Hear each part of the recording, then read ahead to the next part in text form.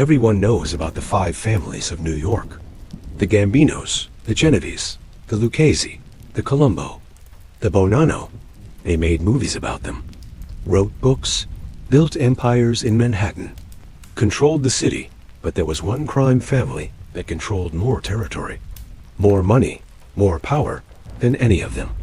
And they did it from the mountains of Pennsylvania, a family so quiet, so invisible, that the FBI didn't even know they existed until it was too late.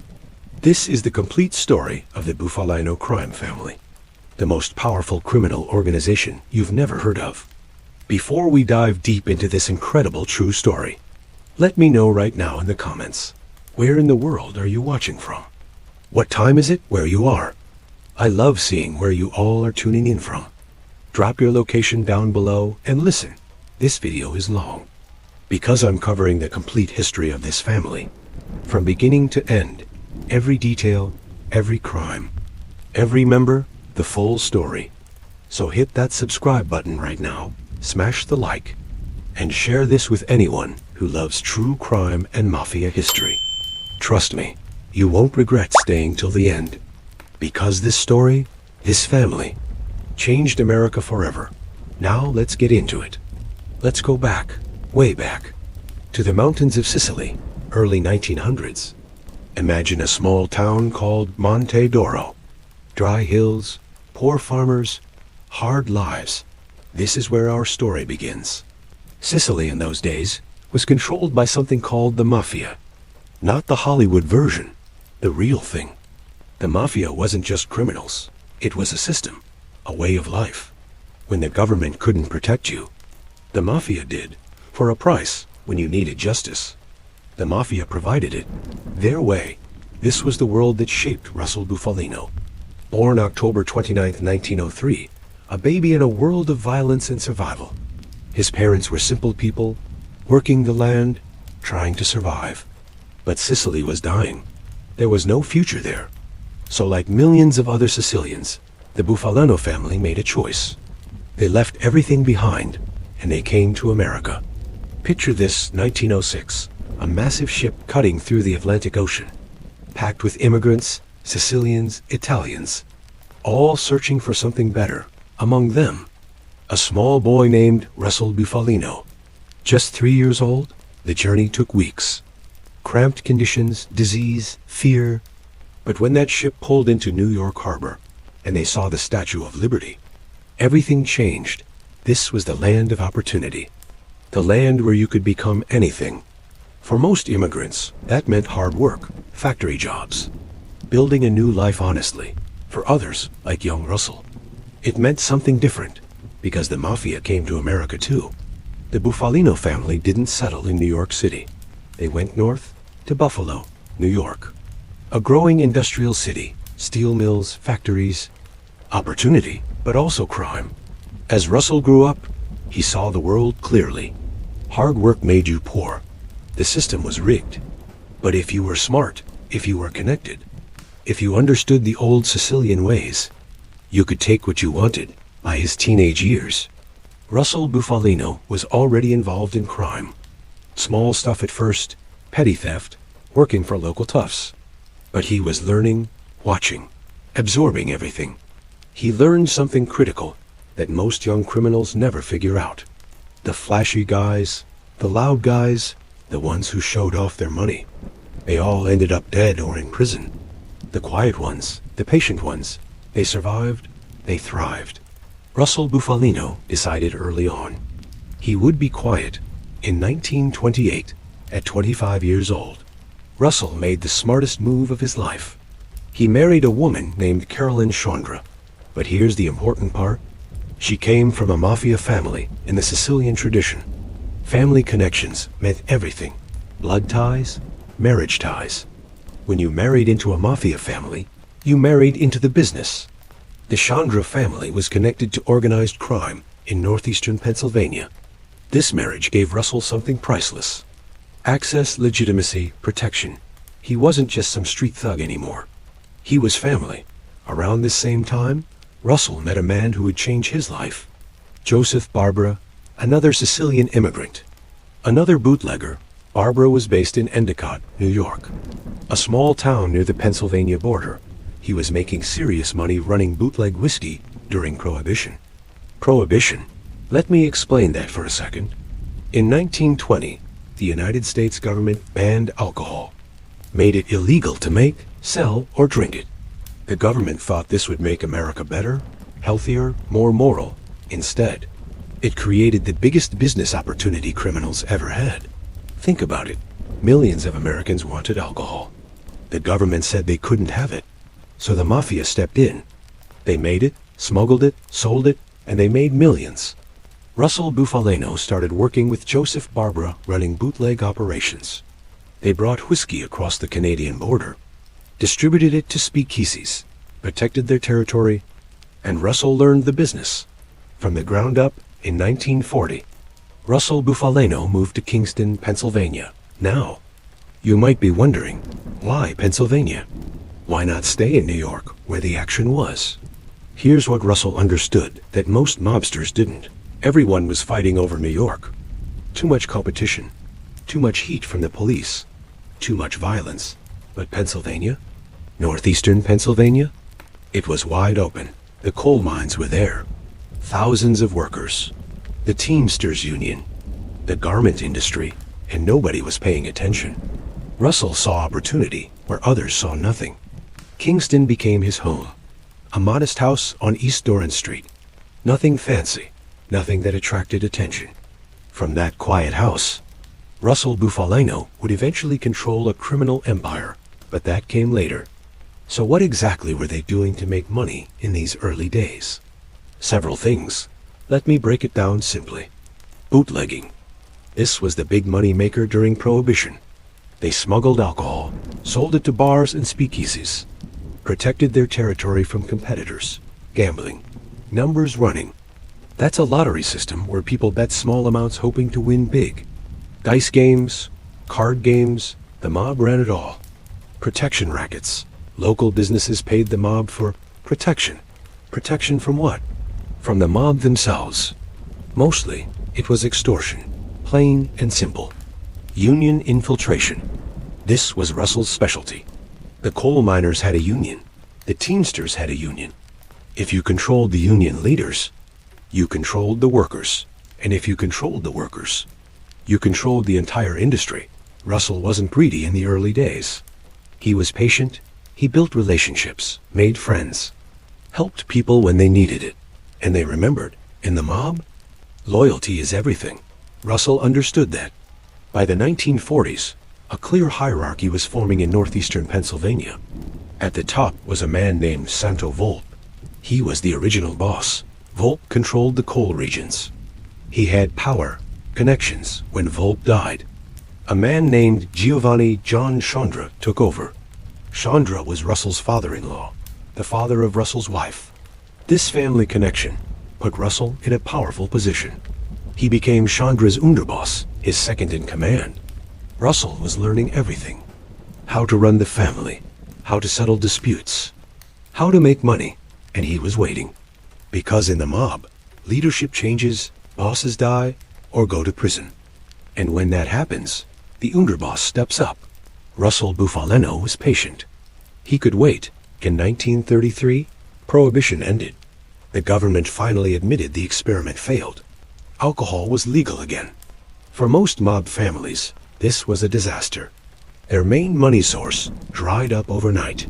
But Russell had already seen this coming. He had diversified. Spread the family's operations into multiple businesses, gambling, labor racketeering, the garment industry, loan sharking. When Prohibition ended, the Bufalino operations barely slowed down. This taught Russell another critical lesson. Never depend on one source of income. Never put all your eggs in one basket. Legitimate businesses change, laws change, but if you control multiple industries, you survive. World War II ended in 1945. America was booming. The economy was growing. People had money to spend. The unions were growing more powerful. The Teamsters Union was becoming massive, and the mob was infiltrating every corner of it. Russell Bufalino was positioning himself perfectly. He had connections in Pennsylvania, in New York, in Ohio, in Detroit. He had relationships with the major mob families. The Genovese family in New York, the Bruno family in Philadelphia. But he stayed quiet, stayed in the background. Other mobsters wanted fame, wanted their names in the papers. Russell wanted power. And there's a big difference. By 1949, the foundation was set. Russell had spent nearly 30 years learning, building, connecting. He had operations running smoothly, money flowing in, loyal men working for him. And then the opportunity came. John Chandra, the boss of the northeastern Pennsylvania family, died of natural causes in 1949. The position was open, the commission. That's the ruling council of the American Mafia. Needed to appoint a new boss. They looked at the candidates. And they chose Russell Bufalino at 46 years old. Russell Bufalino became the official boss of the Bufalino Crime Family. But this was just the beginning. Because what Russell built over the next 40 years would shock even other Mafia families. Hold on, because this next part changes everything. Let me tell you what made Russell Bufalino different from every other mob boss in America. Most bosses were flashy. They drove fancy cars, wore expensive suits, went to nightclubs. They wanted everyone to know they were powerful. Russell? He drove a 2-year-old Ford. He wore cheap suits. He lived in a modest house. You could walk past him on the street and never know he was one of the most powerful criminals in America. And that was exactly how he wanted it. While other mob bosses were getting arrested, making headlines, going to prison, Russell operated in complete silence. The FBI barely knew he existed. Let me show you the empire Russell controlled. Most crime families controlled a city, maybe a few neighborhoods. Russell controlled an entire region. His home base, northeastern Pennsylvania. Cities like Pittston, Kingston, Scranton, the Wilkes-Barre, the coal mining region, industrial towns, working class people. But it didn't stop there. He had operations in upstate New York, Binghamton, Endicott, Syracuse. He had connections in New York City, the Garment District, JFK Airport operations. He had people in Ohio, Detroit, Cleveland. He had winter headquarters in Florida. He had casino operations in Cuba before Castro took over. Later, he had connections in Las Vegas, skimming money from mob-controlled casinos. Think about that geographic spread. While the 5 families of New York were fighting over Brooklyn and Manhattan, Russell quietly controlled territory from Pennsylvania to Florida. You might still be wondering, why Pennsylvania? Why not operate from New York City, where the real money was? Russell understood something brilliant. New York had too much attention. Too many cops, too many FBI agents, too much media. Every mob boss in New York was under constant surveillance. But northeastern Pennsylvania? Nobody was watching. The FBI had maybe 2 agents covering the entire region. The local police were either corrupt or overwhelmed. Russell could operate openly, meet with other mob bosses, run his businesses. And nobody paid attention.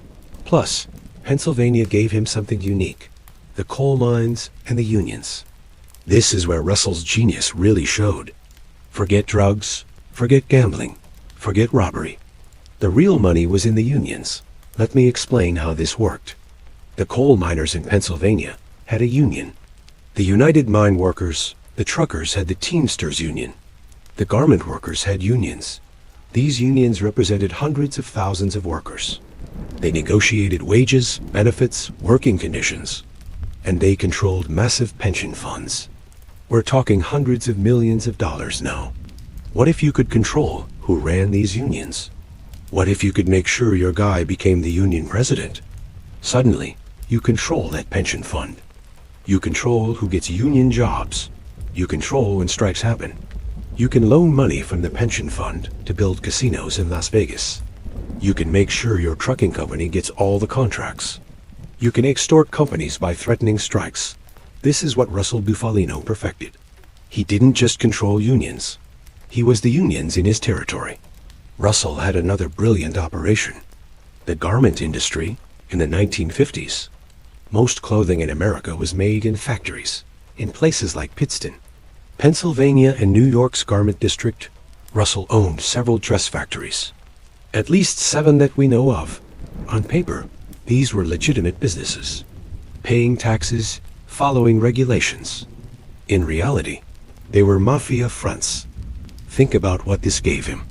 Legitimate income he could report to the IRS, jobs he could give to mob associates, control over the entire garment industry supply chain. He controlled the trucking companies that moved the clothes. He controlled the union that represented the workers. He controlled the factories that made the clothes. If a competitor tried to undercut him, the trucks didn't arrive. The workers went on strike. It was a perfect monopoly, and it was completely legal on the surface. Russell ran his family differently than other bosses. He didn't rule by fear. He ruled by respect.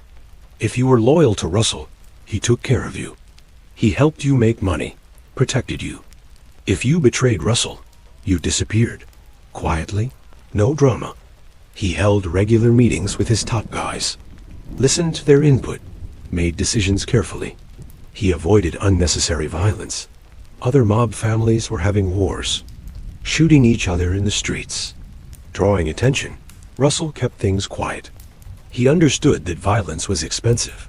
It brought police attention. It cost money. It destabilized the business. Violence was a tool, not a strategy. You used it when necessary, and then you moved on. Russell had something most regional mob bosses never got: a seat at the table. The commission was the ruling council of the American Mafia. It was formed in the 1930s by Lucky Luciano to prevent mob wars. The commission included the bosses of the 5 families of New York, plus a few others. They made the big decisions, settled disputes, divided territory. Russell Bufalino wasn't officially on the commission, but he had influence there. He was respected, consulted, listened to. Why? Because he was smart, because he made money, because he didn't cause problems, and because he had something other families needed: control of the Teamsters. Let's talk numbers for a second. How much money was the Bufalino family making? It's hard to say exactly. The mob doesn't keep public records. But we can estimate based on FBI files and court cases. From labor racketeering alone, probably $20 to $30 million per year in the 1960s.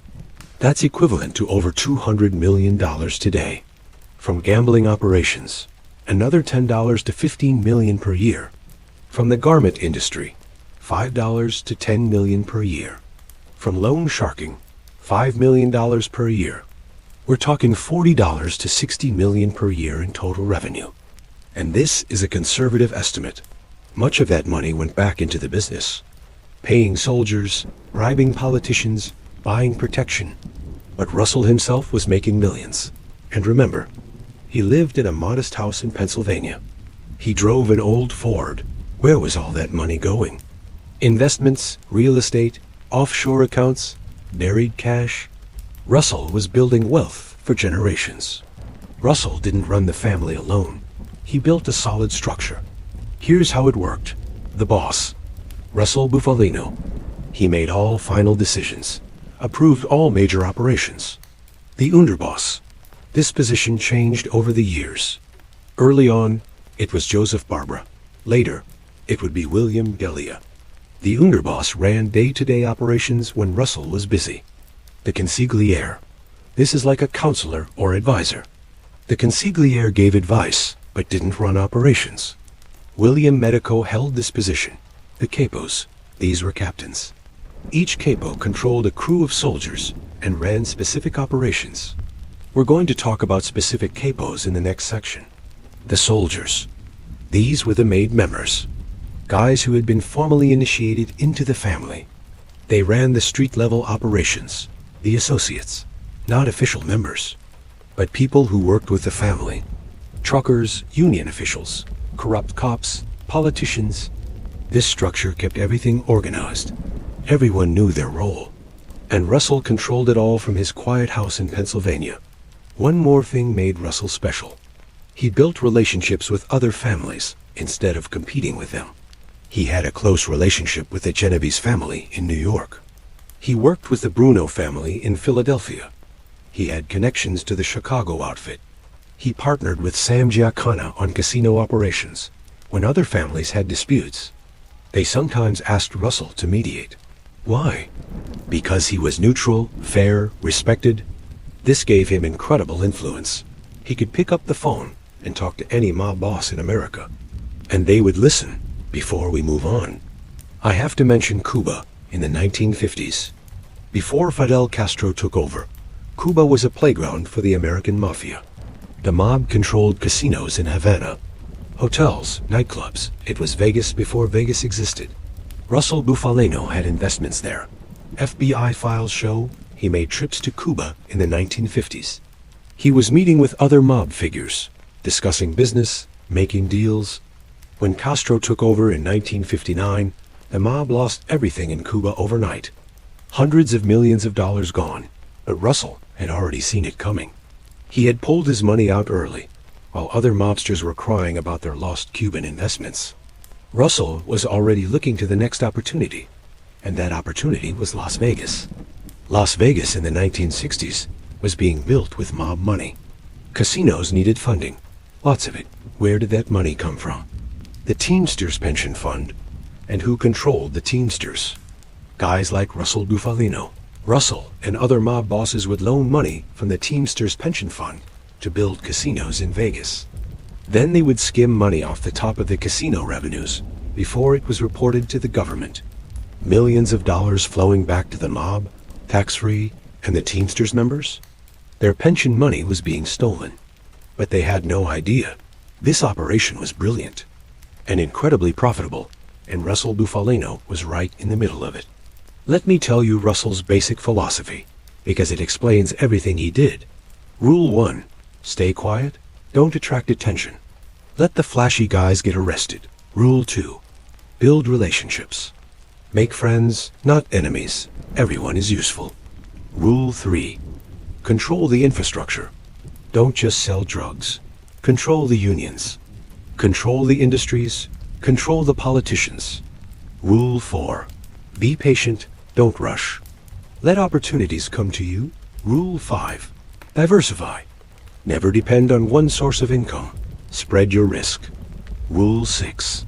Use violence sparingly. It's a tool, not a solution.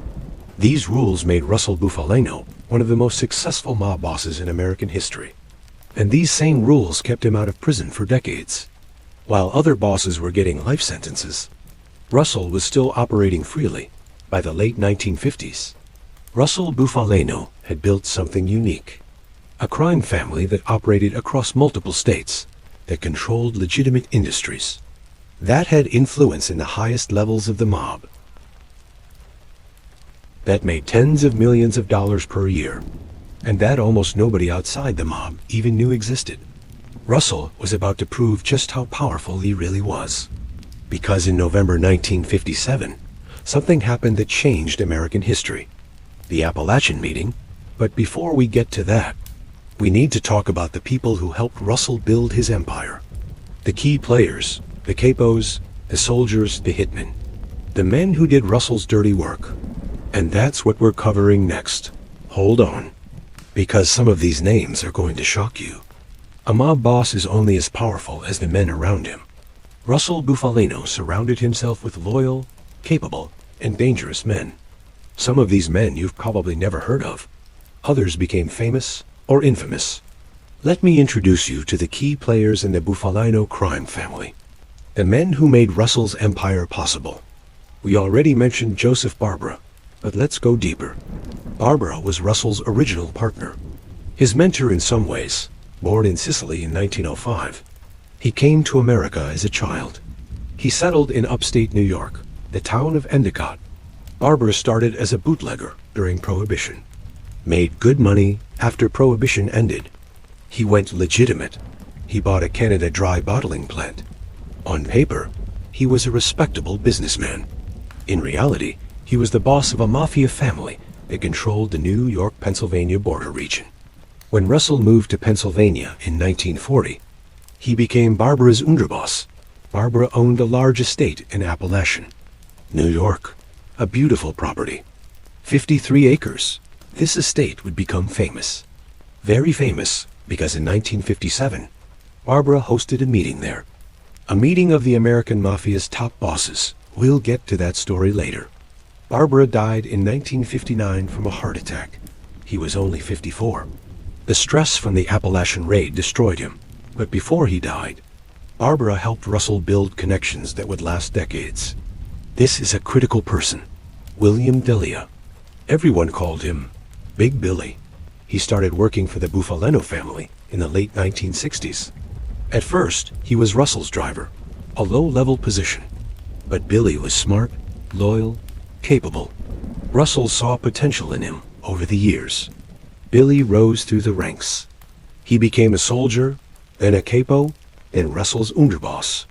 When Russell went to prison in the late 1970s, Billy ran the family as acting boss. When Russell died in 1994, Billy became the official boss. He ran the family from 1994 until 2008, when he was finally convicted and imprisoned. Billy controlled the family's solid waste rackets. Garbage collection in Pennsylvania. The mob controlled who got garbage contracts. They rigged bids, extorted companies. Billy ran that operation for years.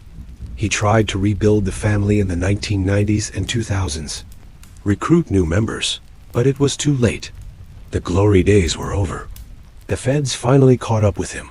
In 2008, Billy Delia pleaded guilty to money laundering and witness tampering. He testified in front of a grand jury, hoping for leniency. The last boss of the Bufalino family ended up cooperating with the government, something Russell would have never allowed. But we're getting ahead of ourselves. Back to the key players. This is the most controversial figure in Bufalino family history, Frank Sheeran, known as the Irishman. Born in 1920 in Pennsylvania to an Irish-American family, he served in World War II, saw brutal combat in Europe. According to Sheeran's own later confessions, he committed war crimes during the war, killing prisoners, executing surrendering soldiers. The war, he said, made him comfortable with killing after the war. Sheeran became a truck driver in Philadelphia. He started stealing from his loads. Small stuff at first. Then he met Russell Bufalino. Russell saw something in Sheeran. He was big, 6'4", strong, and he wasn't Italian, which meant he could never be a made member of the Mafia. But he could still be useful. Sheeran became Russell's muscle, his enforcer, his hitman. According to Sheeran's deathbed confessions, he killed dozens of people for Russell. He claimed he killed Crazy Joe Gallo, a famous mob hit in 1972. And most famously, he claimed he killed Jimmy Hoffa in 1975. Now, here's the problem. Many people don't believe Sheeran's confessions. FBI agents who worked the Hoffa case said Sheeran's story doesn't add up. Forensic evidence doesn't support his claims. Some people who knew Sheeran said he was a drinker who exaggerated his importance. Was Sheeran really Russell's top hitman? Or was he just a low-level associate who told tall tales? We'll explore this more when we get to the Hoffa section. But there's no question. Sheeran was connected to Russell Bufalino. And whether he killed Hoffa or not, he was involved in Bufalino family operations. Sheeran died in 2003 at age 83. His confessions formed the basis for the book, I Heard You Paint Houses, and the movie, The Irishman. Edward Chandra was a powerful capo in the Bufalino family. He ran operations in Pittston, Pennsylvania, the heart of coal country. Chandra controlled the local rackets. Gambling, loan sharking, labor racketeering. When Russell went to prison in 1978, he appointed Chandra as acting boss. This shows how much Russell trusted him. Chandra ran things quietly. No drama, no attention. Exactly how Russell would have wanted it. Chandra wasn't flashy. He didn't seek power for its own sake. He was a soldier, following orders, making money. The FBI knew about Chandra, but they could never build a solid case against him. He died in the 1980s, still a free man. Angelo Bufalino was Russell's cousin. Family ties meant everything in the Mafia. Angelo was a capo in the family. He ran crews in Pennsylvania. Not much is publicly known about Angelo's specific operations, but we know he was trusted, respected. Russell kept his family close, literally. Having relatives in positions of power ensured loyalty. You can betray a friend. It's harder to betray blood. William Medico was the family's consigliere.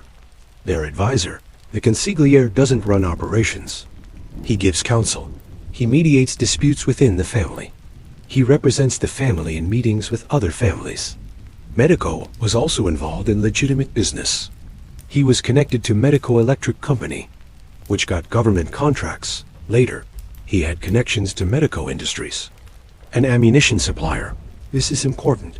The mob was stealing from the U.S. government, getting defense contracts, overcharging, skimming. The money that should have gone to supporting American soldiers in Vietnam was going into Mafia pockets. Let that sink in. Medico helped Russell navigate the complex world of mob politics. He was the voice of reason. The diplomat, David Ostico, was one of Russell's most trusted lieutenants. He served as underboss for a period in the 1960s and 70s. Ostico was a true believer, loyal to the core. He ran operations in northeastern Pennsylvania, like most Bufalino family members. Ostico stayed out of the spotlight. He made money, followed orders, kept his mouth shut, the perfect mob soldier. This is an interesting one. Jimmy Fratiano wasn't technically a member of the Bufalino family. He was a member of the Los Angeles Mafia, but he had a close relationship with Russell Bufalino. They did business together.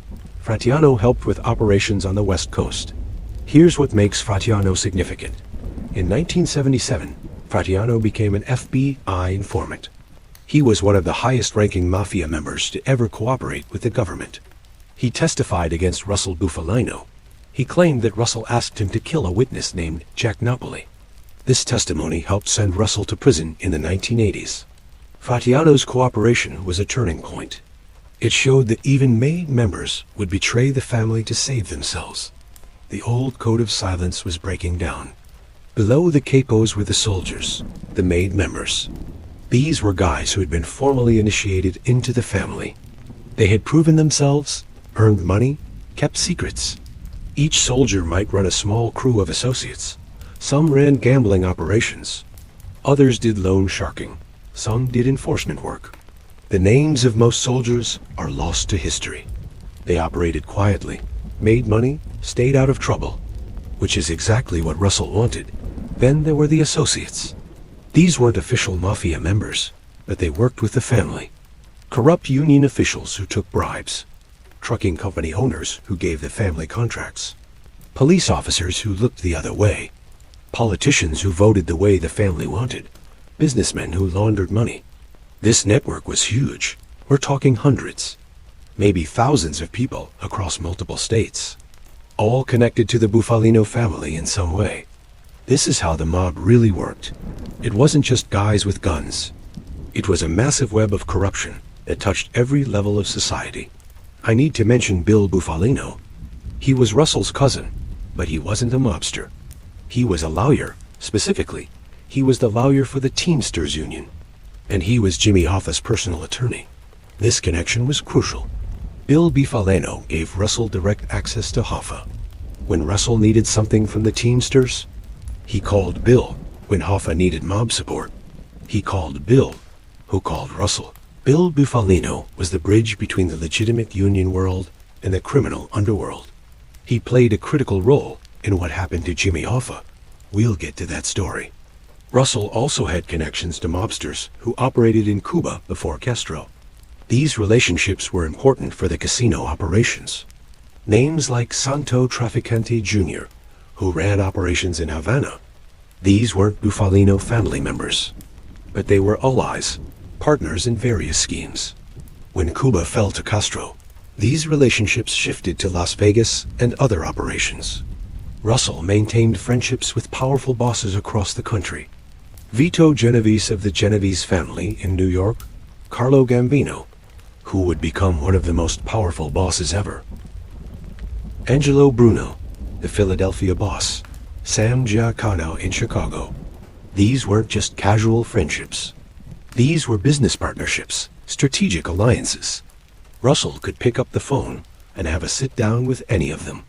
This gave the Bufalino family influence far beyond its size. Most mob families had problems with internal conflict.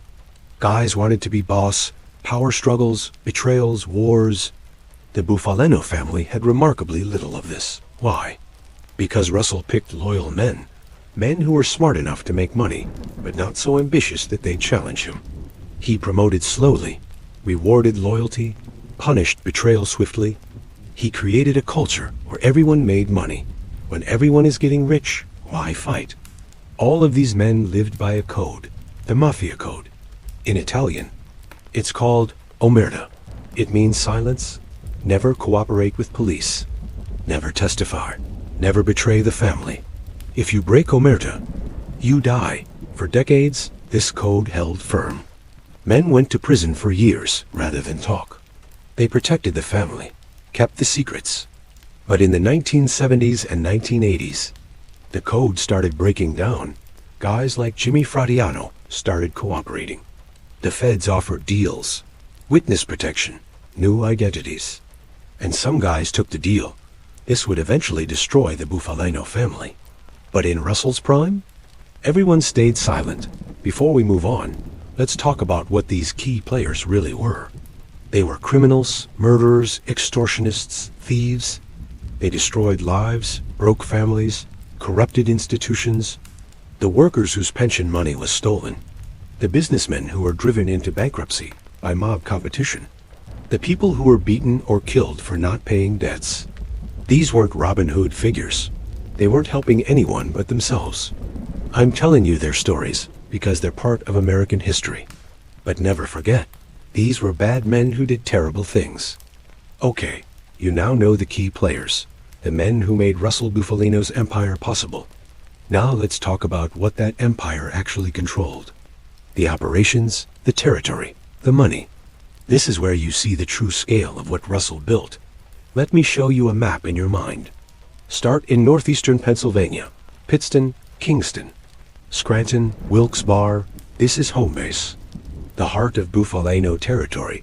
Now draw a circle expanding outward, north into upstate New York, Binghamton, Endicott, Syracuse, Buffalo, east toward the Hudson River Valley, west into Ohio, Youngstown, Cleveland, northwest into Detroit and Michigan, south into Philadelphia, southeast down to Florida, and connections stretching all the way to Las Vegas and Los Angeles. This wasn't just a crime family. This was a criminal enterprise that spanned the entire eastern United States. Let's start at home, northeastern Pennsylvania. This region was built on coal, the anthracite coal fields. In the early 1900s, these mines employed tens of thousands of workers. By the 1950s, the coal industry was declining, but the infrastructure remained. The workers, the unions, the businesses that served them. Russell Bufalino controlled it all, the coal industry, through union control and extortion. Russell's family took a cut of everything happening in coal country. A garment industry, dress factories in Pittston and surrounding towns. Russell owned at least 7 factories, trucking, moving goods in and out of the region. The Teamsters controlled the trucks. Russell controlled the Teamsters. Gambling. Every bar had numbers running. Dice games, card games, sports betting, all paying tribute to the Bufalino family. Loan sharking. Working class people needed money. Banks wouldn't lend to them. The mob would. At 100% interest or more, protection. Every business in the region paid protection money. Whether they wanted to or not, think about the control this gave Russell. If you owned a business in Scranton, you paid the mob. If you drove a truck, you paid union dues that went to mob-controlled union leaders. If you gambled, the mob took a cut. If you borrowed money, you paid the mob. There was no escaping it. Russell had deep connections to New York City's garment district. This was the fashion center of America. Thousands of small manufacturers making clothes. The mob controlled the trucking in this district. If you wanted your dresses moved from the factory to the stores, you used mob-controlled trucks. If you tried to use a different trucking company, your shipments got lost. Your workers went on strike. Accidents happened to your factory. So everyone used the mob trucks and paid the mob prices. Russell's garment factories in Pennsylvania supplied New York manufacturers. His trucks moved the goods. He had both ends of the supply chain locked down. This is fascinating. JFK Airport in New York was a gold mine for the mob. Cargo theft was enormous. Millions of dollars in goods moving through that airport every day. Mob-connected workers would lose shipments. Electronics, jewelry, cash, designer clothes, all stolen and fenced through mob networks. The Lucchese family in New York controlled most of JFK, but Russell had connections there. His people were involved. Remember the Lufthansa heist in 1978? $6 million stolen from the Lufthansa cargo terminal. That was mostly a Lucchese family operation, but Bufalino associates were involved. Detroit was critical for the Bufalino family. Why? Because of the Teamsters. The Teamsters Union was huge in Detroit. Auto workers, truck drivers, warehouse workers, and Jimmy Hoffa. The Teamsters president was based in Detroit. Russell had people in Detroit. Associates, friends, they ran operations there. Loan sharking, gambling, extortion, but more importantly, Detroit gave Russell access to Hoffa, and Hoffa gave Russell access to the Teamsters pension fund. We'll talk more about this when we get to the Hoffa section. Youngstown, Ohio was another Bufalino stronghold. This was steel country, blue-collar workers, unions. The Bufalino family had crews operating in Youngstown, running the same operations. Gambling, loan sharking, labor racketeering. Youngstown also had its own mob family, but they cooperated with Russell. The mob families in this era often worked together more than they fought. As long as everyone made money, there was no problem. In the 1950s and 60s, wealthy mobsters started going to Florida in the winter. It was warm. It was growing. There were opportunities. Russell had operations in Florida, gambling, real estate investments, connections to other families that operated there. Some sources say Russell had a winter residence in Florida. He would spend months there, meeting with other bosses, running operations from the sunshine, all while the FBI in Pennsylvania thought he was still up north. Now we get to Las Vegas. This is where the real money was. In the 1960s, Las Vegas was being built with Teamsters pension fund money. The mob would borrow millions from the pension fund to build casinos. Then they would install their own people to run the casinos. Every night, before the casino counted the day's earnings, mob-connected employees would skim cash off the top. This money never appeared in the books, never got taxed, never got reported. It went straight into the pockets of mob bosses across the country. Russell Bufalino was part of this operation. He had connections to casinos in Vegas. He received skim money. The FBI estimates that hundreds of millions of dollars were stolen through casino skimming. And Russell got his cut. Let me break down the specific operations. How they actually made money. Labor racketeering. This was the biggest money maker. Here's how it worked. Russell controlled union officials. These officials would threaten strikes unless companies paid labor peace money, or they would demand hiring of unnecessary workers, or they would steal from union pension funds. Conservative estimate, $20 to $30 million per year in the 1960s. Gambling. Numbers running was huge. People would bet small amounts, maybe 50 cents or $1, on a 3-digit number. If their number hit, they won big, 500 to 1 or more. The mob ran these illegal lotteries everywhere. In bars, in barbershops, on street corners. Plus sports betting, horse racing, dice games, card games. Estimate, $10 to $15 million per year. Loan sharking. This is lending money at illegal interest rates. A worker needs $500 for rent. The bank won't lend it, the mob will. But you have to pay back $1,000 in a month. If you can't pay, the interest keeps growing, and the mob's enforcers come to collect. People went into debt for life. Some lost their businesses. Some were beaten. Some killed. Estimate, $5 to $10 million per year. Theft and hijacking. Stealing cargo, cigarette trucks, liquor shipments, electronics. Stolen goods were sold through mob-connected fences. Sometimes at half price, pure profit. Estimate, $5 million per year. Drug trafficking. This is controversial. The old-school mafia bosses claimed they didn't deal drugs. It was dishonorable. But the reality is, Many soldiers and associates sold heroin and other drugs. Russell probably didn't run drug operations directly, but he took a cut from associates who did. Estimate: unknown, but probably several million per year. Extortion and protection. Every business in Bufalino territory paid something. Maybe it was $100 a month for a small bar. Maybe $10,000 a month for a big trucking company. This added up to millions across thousands of businesses. Estimate: $5 to $10 million per year. Legitimate businesses. Russell's dress factories, real estate holdings, investments. These were partially legitimate, but also used for money laundering. Total revenue. I estimate the Bufalino family was generating $50 to $70 million per year in gross revenue at their peak in the 1960s. In today's money, that's over $500 million per year. You can't just deposit millions in cash at a bank. The IRS asks questions. Where did this money come from? So the mob had to launder it, make it look legitimate. Here's how Russell did it. Cash businesses, restaurants, bars, laundromats. These businesses handle lots of cash. You can claim the gambling money came from selling drinks or washing clothes. Fake invoices. Your dress factory bills a customer for $100,000 worth of dresses, but you only actually ship $50,000 worth. The extra $50,000 is mob money being laundered. Real estate. Buy properties with cash, hold them for a few years, sell them. Now that money looks like a real estate investment profit. Offshore accounts. Send money to banks in Switzerland or the Caribbean. It disappears from U.S. jurisdiction. Russell was sophisticated about this. He had accountants, lawyers, financial advisors, all helping him hide money from the government.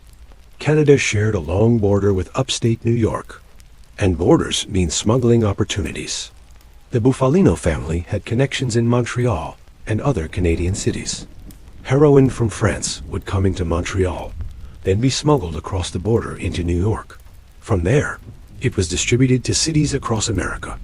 Russell probably didn't handle drugs directly, but his territory and connections made it possible, and he took a cut.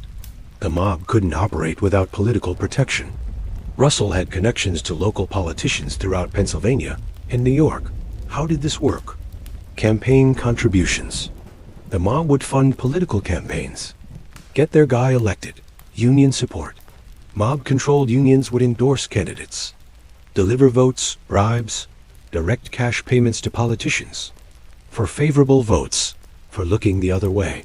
Blackmail. If a politician didn't cooperate, the mob had ways of applying pressure. Russell was smart about this. He didn't usually approach politicians directly. He used intermediaries, union officials, businessmen, lawyers, but everyone knew who was really in control. You might be wondering, where were the police? The FBI? Great question. Local police. Many local police departments were underfunded and overwhelmed.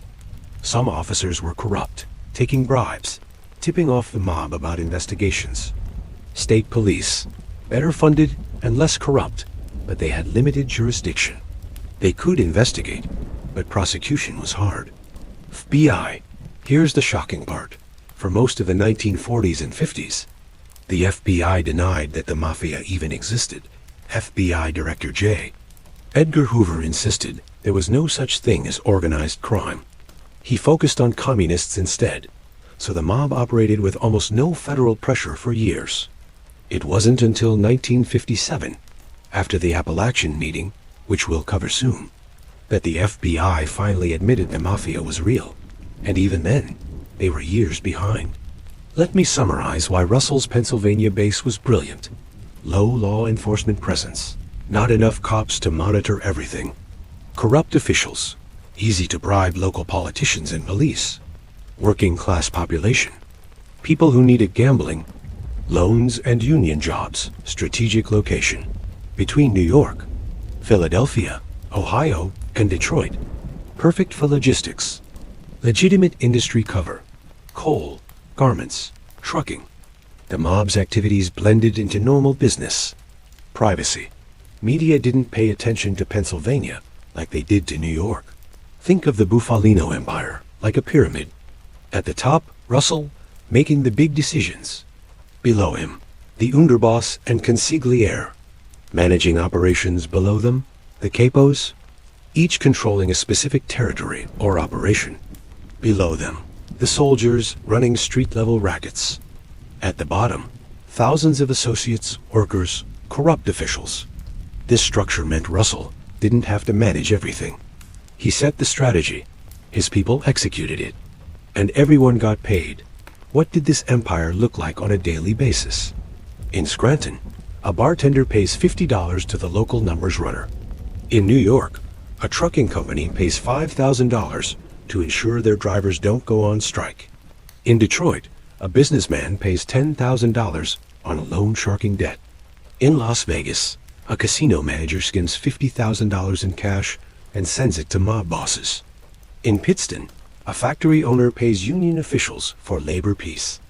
Every single day, money flowed up the pyramid from thousands of small payments and a few large ones. All of it eventually reaching Russell Bufalino. Did the Bufalino family have competitors? Of course, other mob families wanted a piece of this action. The Genovese family in New York, the Bruno family in Philadelphia, the Chicago outfit, but Russell was smart. He didn't fight them. He partnered with them. Split territories, shared profits. You take Pennsylvania trucking, I'll take the garment industry. We both profit from the Teamsters. This cooperation made everyone rich, and it kept the peace. By the mid-1960s, the Bufalino Empire was at its peak. Tens of millions of dollars flowing in every year, operations across a dozen states, connections to every major mob family in America, political protection at local and state levels, hundreds of loyal soldiers and thousands of associates. From the outside, Russell Bufalino looked like a modest businessman in Pennsylvania. On the inside, he controlled a criminal empire that rivaled any corporation in America. This was the height of organized crime in America, but empires don't last forever. The seeds of destruction were already being planted. Some came from outside. Law enforcement was getting smarter. RICO laws were coming. Some came from inside. Younger members were less disciplined, more violent, more greedy. And some came from a decision Russell would make in 1975. A decision to kill Jimmy Hoffa, but before we get to that, we need to talk about the moment that changed everything. The moment the American public learned the Mafia was real. November 14, 1957, the Apalachin Meeting. And Russell Bufalino was right in the center of it. Let's go back to October 1957. The American Mafia was at the height of its power. Families in New York, Chicago, Philadelphia, Detroit, and cities across the country were making millions, but there was tension. Vito Genovese had recently taken control of the Luciano crime family, which would become the Genovese family. He did this by forcing Frank Costello into retirement and having Albert Anastasia murdered. Anastasia was shot to death in a barbershop at the Park Sheraton Hotel in Manhattan on October 25, 1957. Two gunmen walked in while Anastasia was getting a shave, shot him multiple times, and walked out. This was a major hit. Anastasia was one of the most powerful mob bosses in America. His murder created instability. Other families worried about war.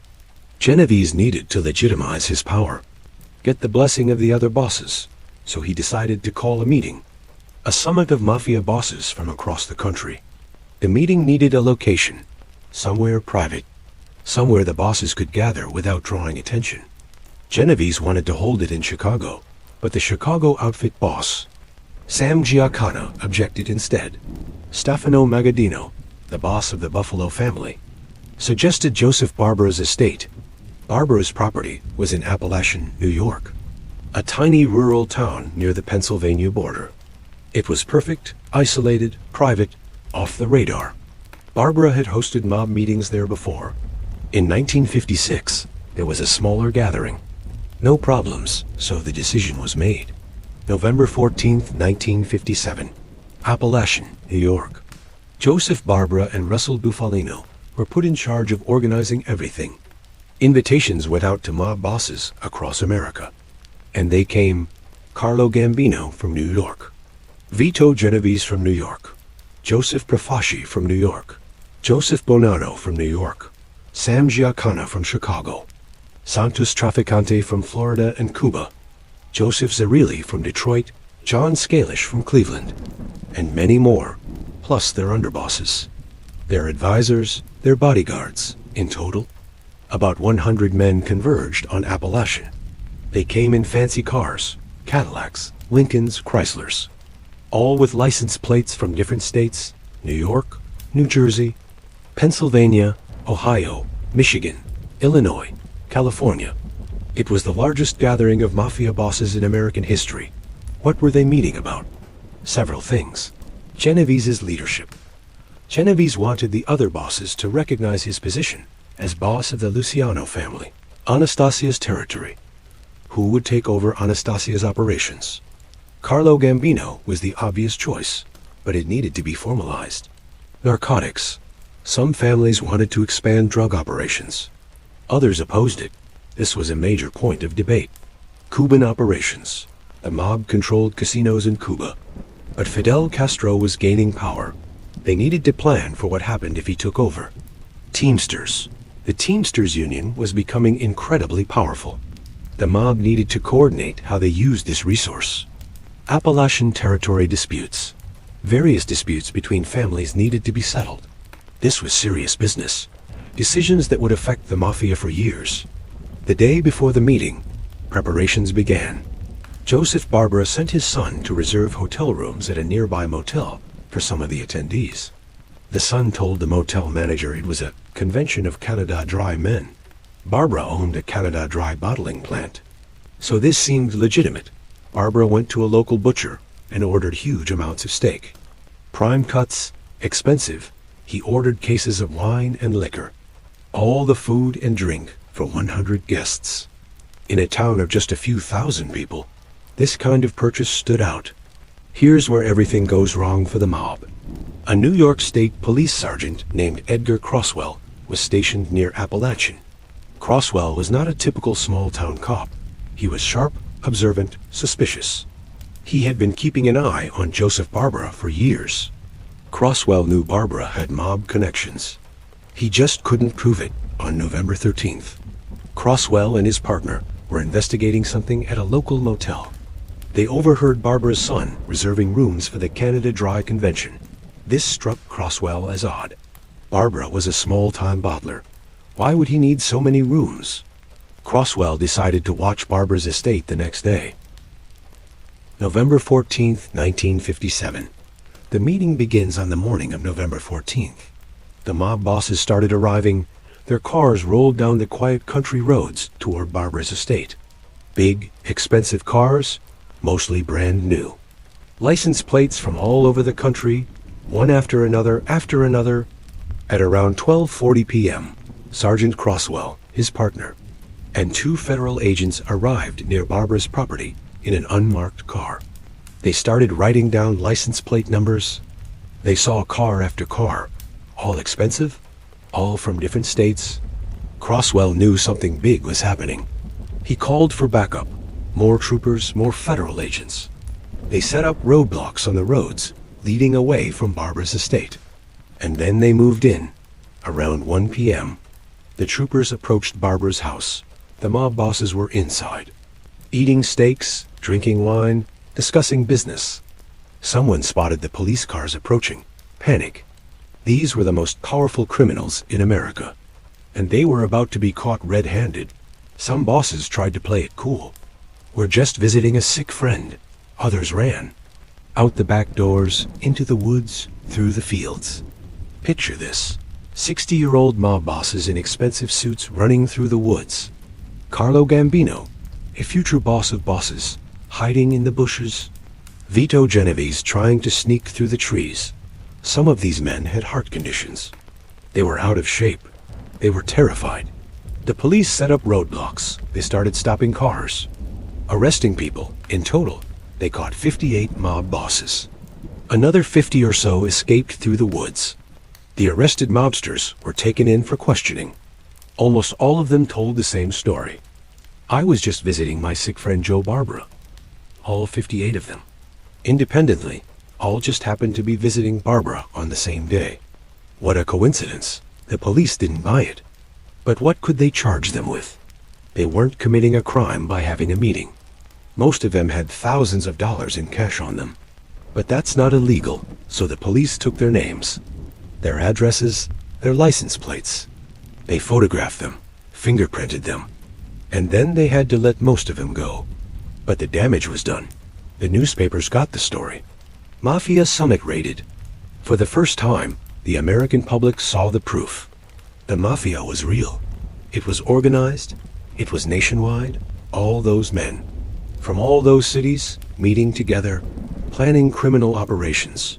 This wasn't a bunch of small-time local gangs. This was an organized criminal syndicate. The FBI was forced to finally admit what they had denied for years. The Mafia existed. 20 of the men arrested at Apalachin were charged with conspiracy to obstruct justice.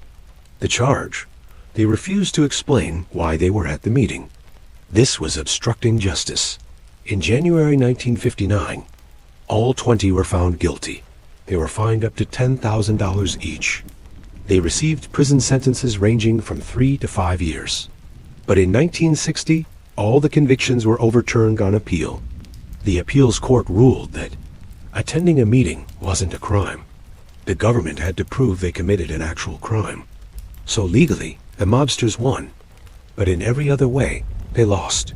Russell was one of the men arrested at Apalachin. The police stopped his car as he tried to leave the Barbara estate. In the car with Russell, Vito Genovese and 3 other mobsters. Russell claimed they were just visiting his sick friend, Joseph Barbara. He was charged along with the others. His case also got overturned on appeal. But Russell learned a critical lesson.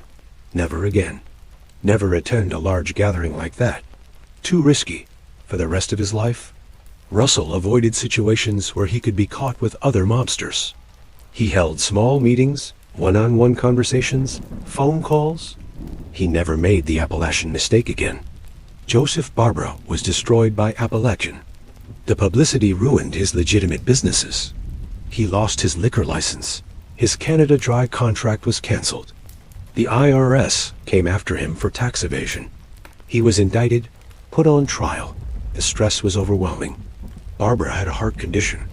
The pressure made it worse. In June 1959, less than 2 years after Apalachin, Joseph Barbara died of a heart attack. He was only 54 years old. Apalachin killed him. After Apalachin, FBI Director J. Edgar Hoover could no longer deny the Mafia existed.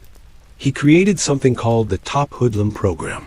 Every FBI field office was ordered to identify the top 10 hoodlums in their area. These men would be investigated, surveilled, targeted for prosecution. For the first time in history, the FBI was treating organized crime as a national priority. This was a turning point. Before Apalachin, the mob operated almost freely. After Apalachin, they were under constant watch. Apalachin also sparked political action. The U.S. Senate created the McClellan Committee to investigate organized crime. The committee's chief counsel was Robert F. Kennedy, brother of future President John F. Kennedy. This committee held hearings, called witnesses, exposed mob operations. One of their main targets, the Teamsters Union and its president, Jimmy Hoffa. We'll get to that story soon. Before Apalachin, the Mafia operated in the shadows. Most Americans didn't even believe it existed. After Apalachin, the Mafia was front-page news. Everyone knew about it. This changed everything. Law enforcement, the FBI, and Justice Department made organized crime a top priority. More agents, more resources, more investigations. Public awareness. The public demanded action. Politicians had to respond. Mob behavior. Mob bosses became more careful, more paranoid, less likely to meet in person. The code, the old code of silence, became even more important. Because now the feds were watching everything. For Russell Bufalino, Apalachin was a wake-up call. He had been operating quietly for years, building his empire in Pennsylvania. Apalachin put him on the FBI's radar. From that point on, Russell was even more careful. He avoided attention, avoided meetings, avoided anything that could connect him to other mobsters. He operated through intermediaries, used pay phones, never discussed business where he could be recorded. This paranoia probably kept him out of prison for another 20 years. Apalachin showed the American public something important. Organized crime wasn't just a few gangsters robbing liquor stores. It was a massive nationwide criminal conspiracy. These men controlled unions, businesses, politicians. They made millions of dollars. They corrupted entire industries. And they did it all while pretending to be legitimate businessmen. Apalachin exposed a lie. It forced America to confront the reality of the Mafia. And it set in motion events that would eventually bring the whole system down. But that would take decades. In the meantime, Russell Bufalino went back to Pennsylvania. Back to his quiet house, his modest lifestyle. He kept making money, kept building power. Because the FBI knew he existed now, but they still couldn't touch him. Russell was too smart, too careful, too well protected. The next major crisis for Russell wouldn't come from the FBI. It would come from a friendship with the most powerful union boss in America, Jimmy Hoffa, and that friendship would change everything. Before we talk about Jimmy Hoffa, you need to understand what the Teamsters Union was, and why it mattered so much to the mob. The International Brotherhood of Teamsters was founded in 1903. It started as a union for horse cart drivers, the guys who delivered goods before trucks existed. As America modernized, the Teamsters grew. Truck drivers, warehouse workers, delivery drivers. By the 1950s, the Teamsters was one of the largest and most powerful unions in America. Over 1.5 million members. Think about what that means. If the Teamsters called a strike, goods stopped moving. Trucks didn't deliver food to grocery stores. Products didn't get to factories. The entire economy could be paralyzed. This gave the Teamsters enormous power. And where there's power, the mob wants in. Let me explain how mob infiltration of unions worked. It's actually pretty simple. Step 1. Find a union local, a local chapter of the union that's poorly run or corrupt. Step 2.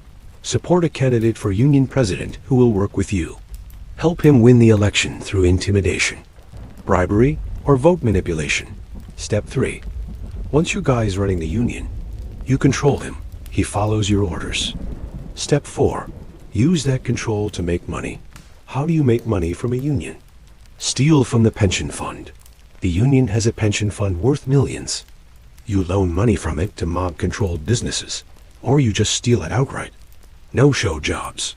You get paid for union jobs you never actually work. Extortion. You threaten strikes unless companies pay protection money. Kickbacks.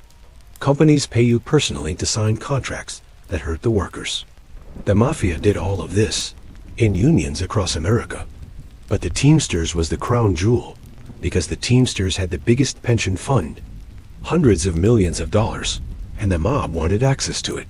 James Riddle Hoffa was born February 14, 1913. In Indiana, his father died when Jimmy was young. The family struggled. Jimmy started working at 14 to help support his family. He worked in a grocery store warehouse. The conditions were terrible. The pay was worse. So Jimmy organized his co-workers. They formed a union. They went on strike, and they won. This was Jimmy's introduction to union organizing. And he was good at it. By his 20s, Hoffa was organizing truck drivers in Detroit. He was tough, fearless, smart. He won contracts for his members. Got them better pay, better conditions. The workers loved him. By 1952, Hoffa was the national vice president of the Teamsters, and he was on his way to the top. Here's the thing about Jimmy Hoffa's rise. He didn't do it alone. The mob helped him. Why would the mob help Hoffa? Because they wanted a friendly face running the Teamsters. Someone who would let them borrow from the pension fund. Someone who would look the other way when mob associates got union jobs. Someone they could control. Hoffa wasn't stupid. He knew what he was doing. He made a deal with the devil. The mob would support his rise to power. In exchange, Hoffa would give them access to the Teamsters' resources. In 1957, Hoffa became the president of the International Brotherhood of Teamsters. the most powerful union leader in America, and the mob had a partner at the very top. Russell Bufalino had a direct line to Jimmy Hoffa. How? Through Bill Bufalino. Remember Bill Bufalino? Russell's cousin, the lawyer Bill, was the head lawyer for the Teamsters Union. He was also Jimmy Hoffa's personal attorney. So when Russell needed something from Hoffa, he called Bill. Bill set up meetings, facilitated conversations. Russell and Hoffa became close. They weren't just business associates. They were friends. Hoffa would visit Russell in Pennsylvania. Russell would visit Hoffa in Detroit. They went on trips together, celebrated together. This friendship would last for years, until it ended in the worst possible way. Now let's talk about the Teamsters Central States Pension Fund. This was the mob's ATM machine. Here's how it worked. Teamsters members paid into the pension fund throughout their careers. When they retired, they got pension payments from the fund. But while that money sat in the fund, it needed to be invested. Normally, pension funds invest in safe things.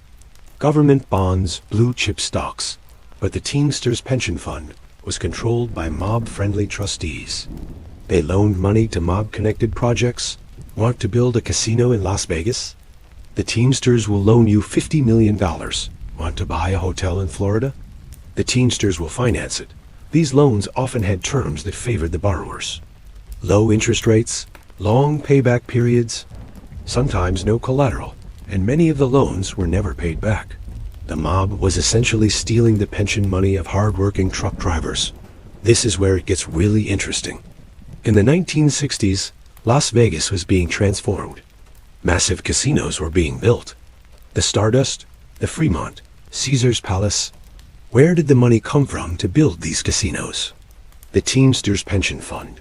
The mob would create a shell company. Apply for a loan from the Teamsters.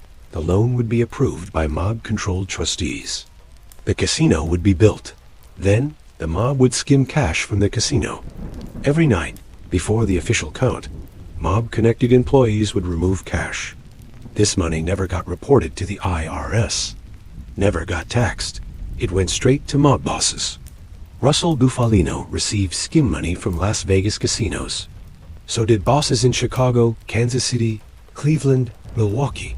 The FBI estimates that hundreds of millions of dollars were skimmed from Vegas casinos. All made possible by the Teamsters Pension Fund. All enabled by Jimmy Hoffa. Jimmy Hoffa was making powerful enemies. Robert F. Kennedy, who became Attorney General in 1961, was obsessed with getting Hoffa. Kennedy believed Hoffa was corrupt, controlled by the mob, stealing from workers, and he was right. The Justice Department launched massive investigations into Hoffa. Wiretaps, surveillance, witnesses. In 1964, Hoffa was convicted of jury tampering. He had tried to bribe a juror in an earlier trial. He was also convicted of fraud involving the Teamsters Pension Fund. In 1967, Hoffa went to federal prison. Sentenced to 13 years, Hoffa served prison time from 1967 to 1971. But in 1971, something interesting happened. President Richard Nixon commuted Hoffa's sentence. Why would Nixon do this? There are theories. Some say the Teamsters promised union support for Nixon's re-election in 1972. Some say the mob paid Nixon off. Frank Sheeran later claimed he delivered a $500,000 bribe to Nixon's Attorney General. We don't know for sure. What we do know: Nixon released Hoffa in December 1971. But there was a condition. Hoffa could not participate in union activities until 1980. This was a problem for Hoffa. Jimmy Hoffa was not content to sit on the sidelines. He believed the Teamsters was his union. He had built it, made it powerful, while Hoffa was in prison. Frank Fitzsimmons became the Teamsters president. Fitzsimmons was weak, easily controlled by the mob. The mob liked Fitzsimmons. He did what they wanted, didn't ask questions. But Hoffa was a problem. Hoffa was strong, independent. He might actually try to clean up the union, and that would cut off the mob's access to the pension fund. By 1974, Hoffa was actively working to overturn Nixon's restriction. He wanted to run for Teamsters president again in 1976. He was meeting with lawyers, filing legal challenges. He was confident he would win. The workers still loved him. He was their hero. From the mob's perspective, Hoffa was becoming dangerous. Here's why. Threat to expose. Hoffa knew everything. He knew about the pension fund loans, the casino skimming, the mob connections. If he got angry enough, he might talk to the feds. Threat to reform. If Hoffa regained power, he might actually try to clean up the Teamsters. This would destroy the mob's cash cow. Threat to Fitzsimmons. Fitzsimmons was doing exactly what the mob wanted. Hoffa would replace him. The mob had a problem, and in the mob, there's a simple solution to problems. You eliminate them. The decision to kill Jimmy Hoffa wasn't made by one person.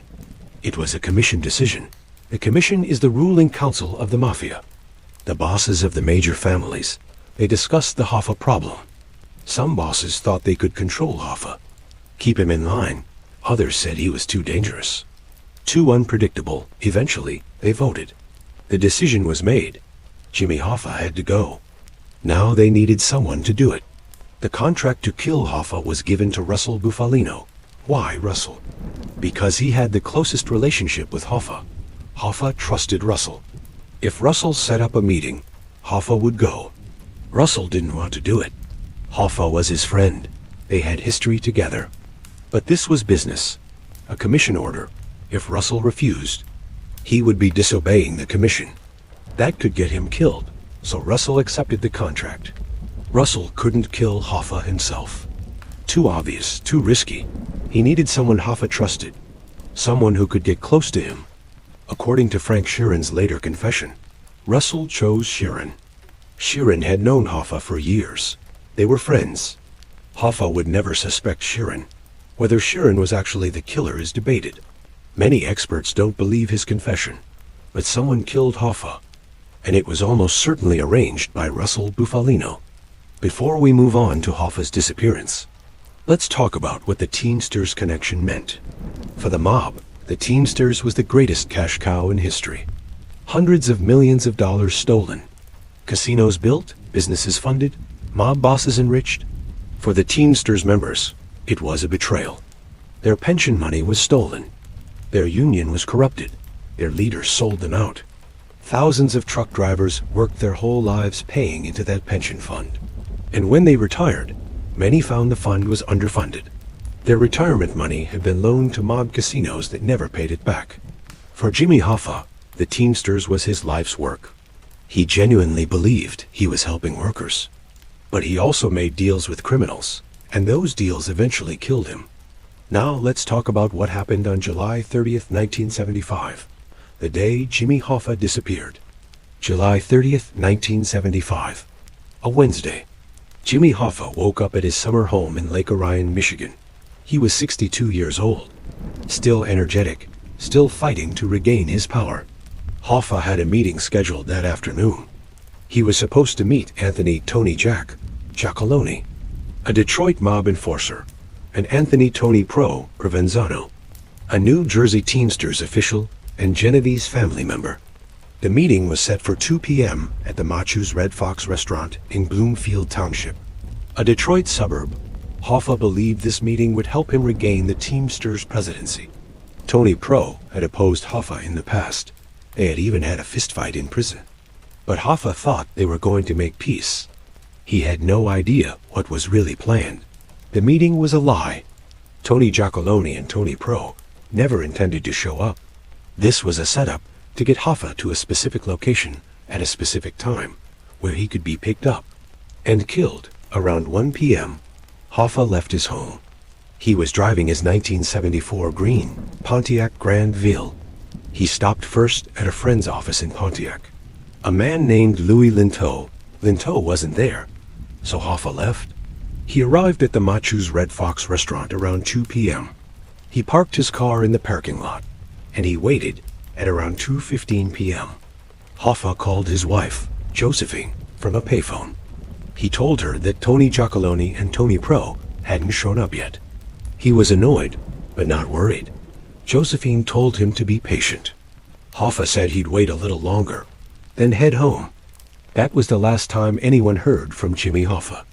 This is where the story becomes unclear. Nobody knows exactly what happened in the next hour.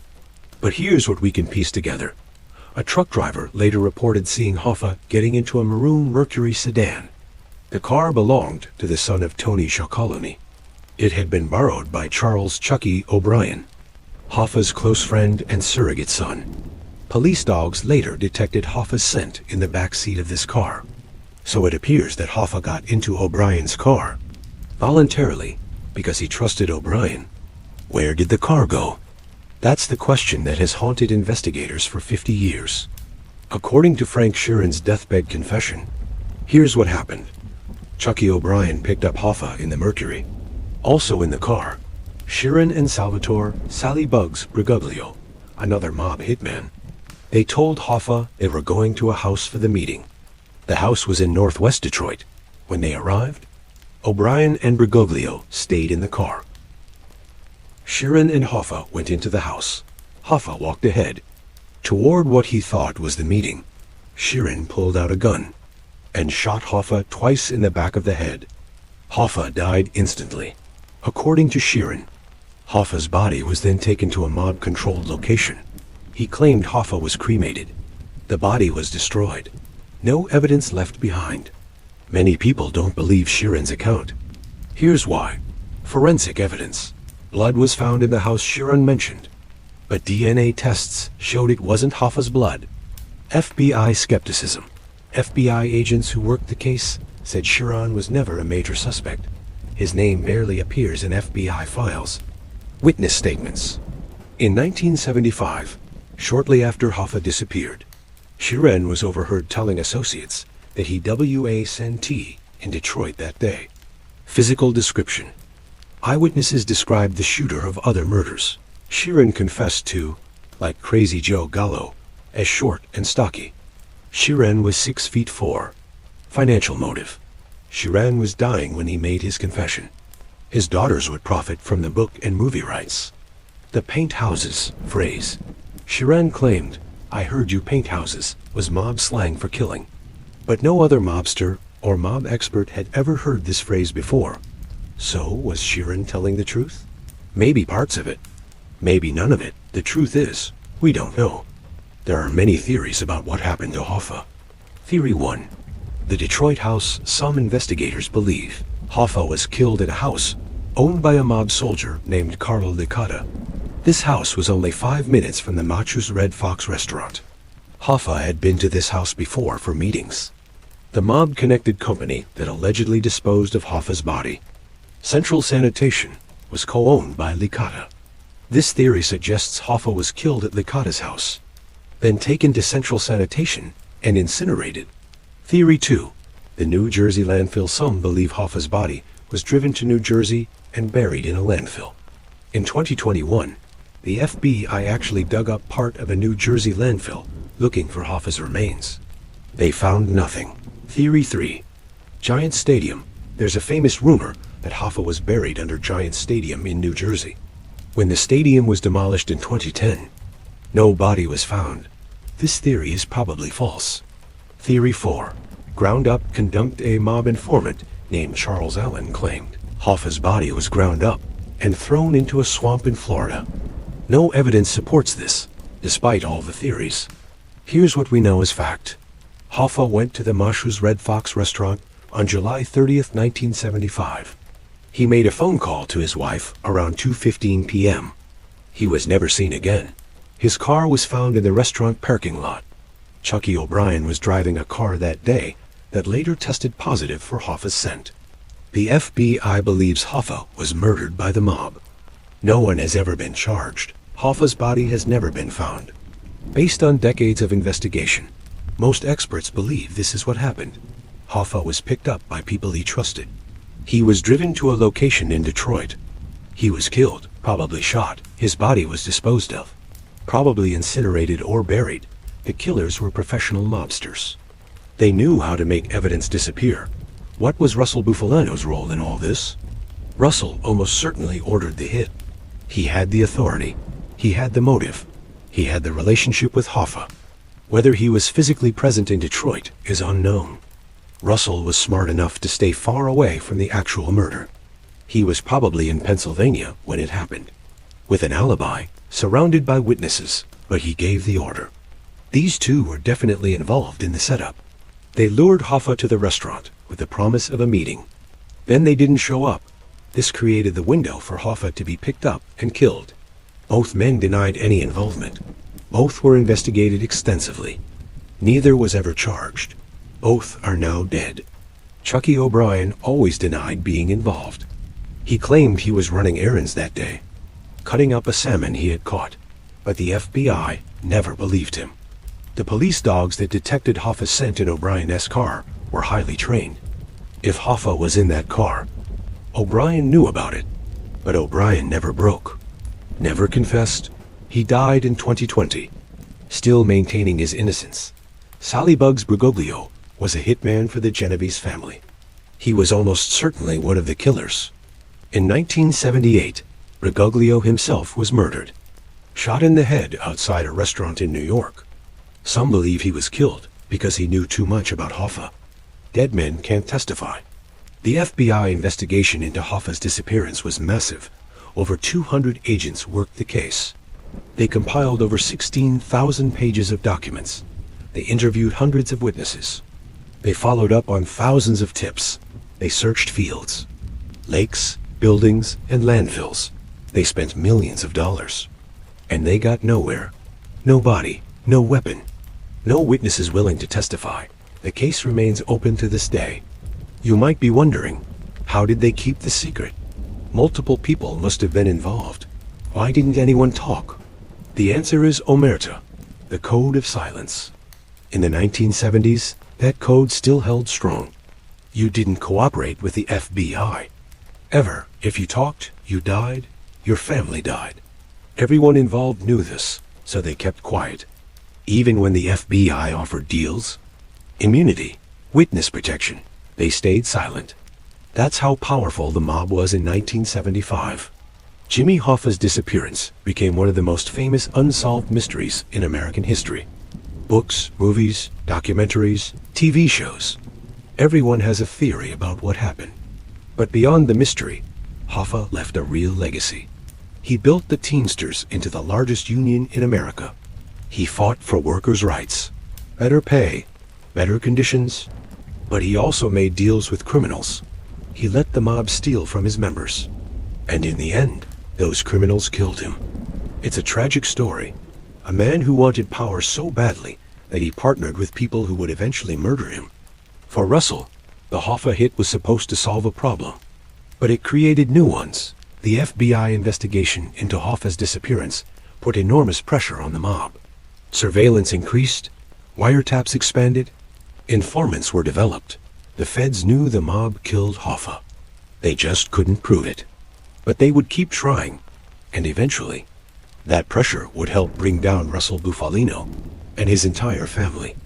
In 1982, 7 years after his disappearance, Jimmy Hoffa was declared legally dead.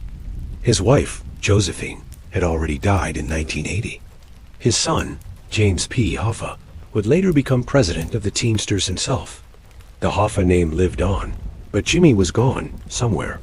His remains lie hidden, maybe in a landfill, maybe in a steel drum at the bottom of a lake, maybe cremated and scattered to the wind. We may never know. The Hoffa hit shows you how the mob really worked. They killed their friends, their partners. Anyone who became a liability. Loyalty meant nothing when money and power were at stake. Hoffa had helped the mob for decades. He had made them hundreds of millions of dollars. And they killed him anyway, because he threatened their cash flow. That's the reality of organized crime. No honor, no loyalty, just money and power. And anyone who got in the way ended up dead. The 1970s marked a turning point in the war against organized crime. For decades, the mob had operated with relative freedom. But after Apalachin in 1957, after the McClellan hearings, after Hoffa's disappearance, things changed. The FBI was no longer denying the Mafia existed.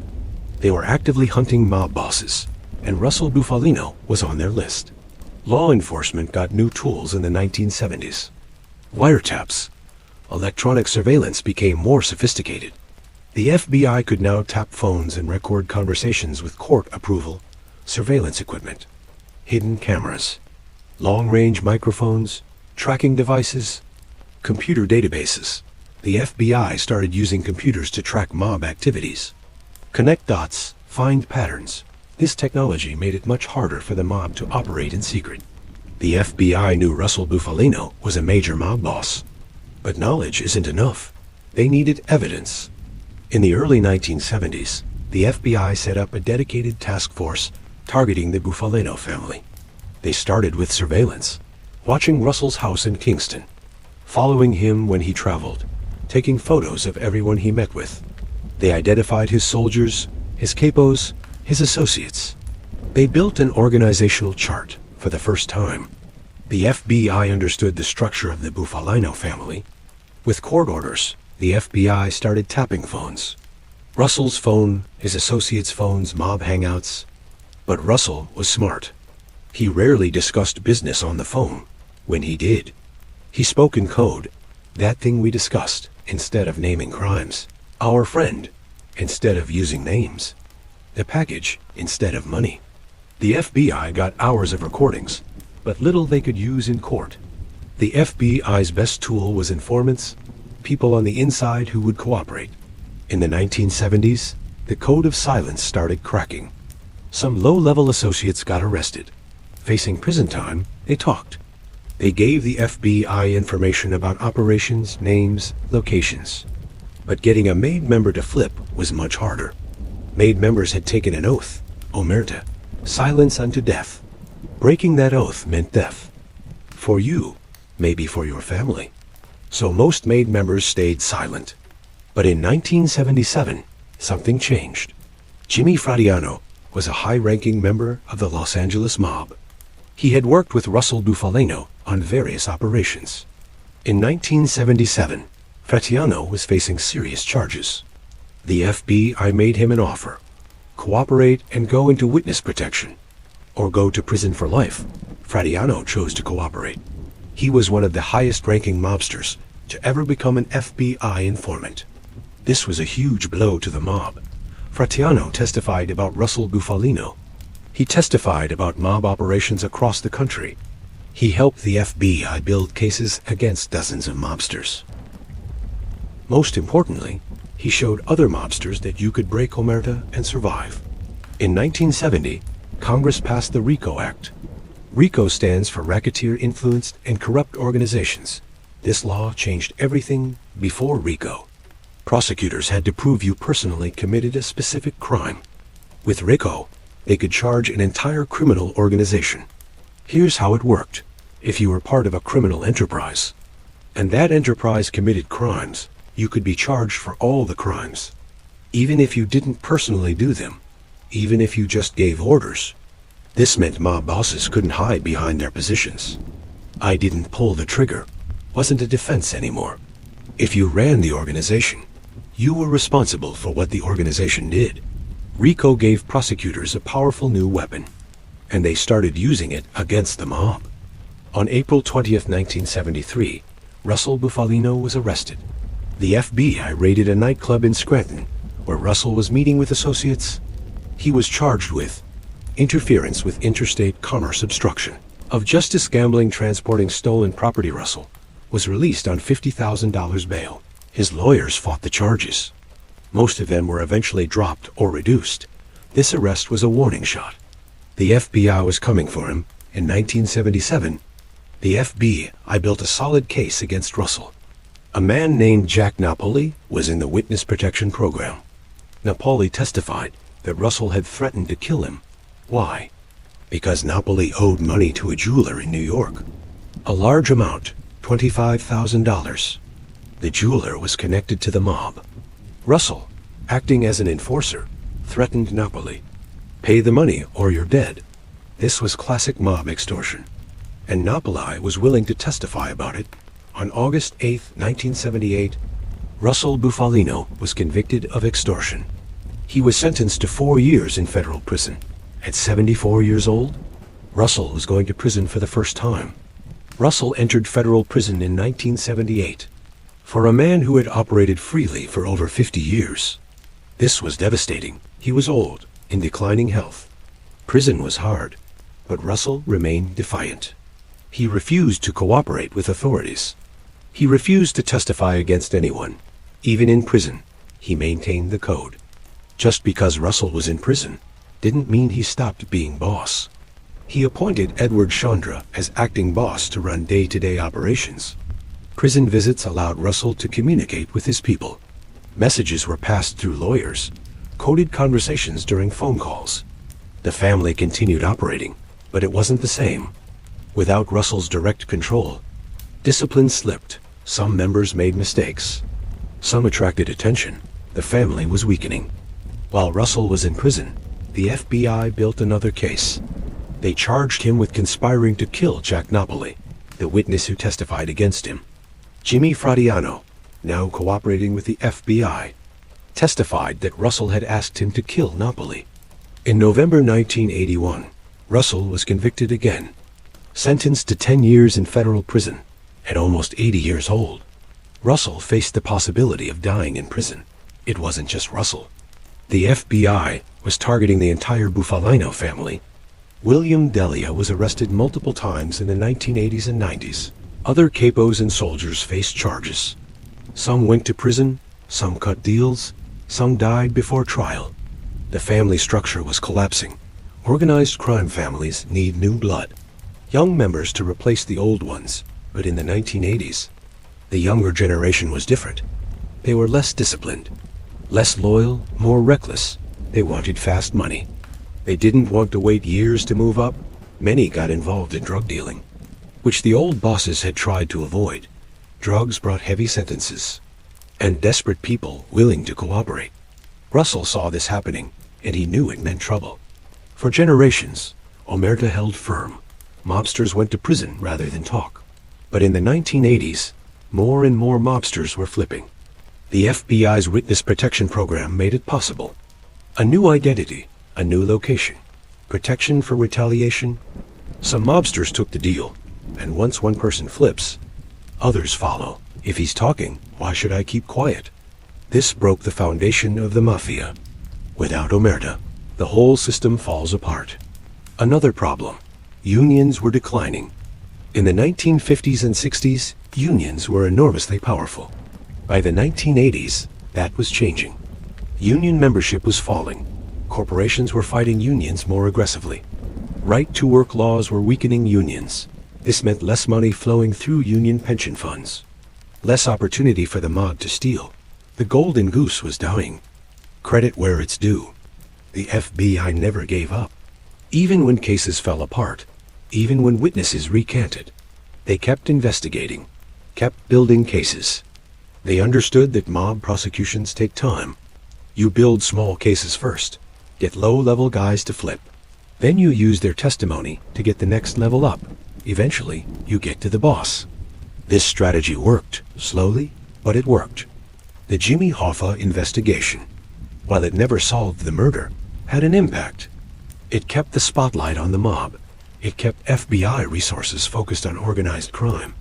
It showed the public that the mob killed even their friends. This public pressure forced politicians to keep funding organized crime investigations. It wasn't just the FBI. State police in Pennsylvania and New York created their own organized crime task forces. Local district attorneys started prosecuting mob-related crimes more aggressively. The mob was facing pressure from multiple directions.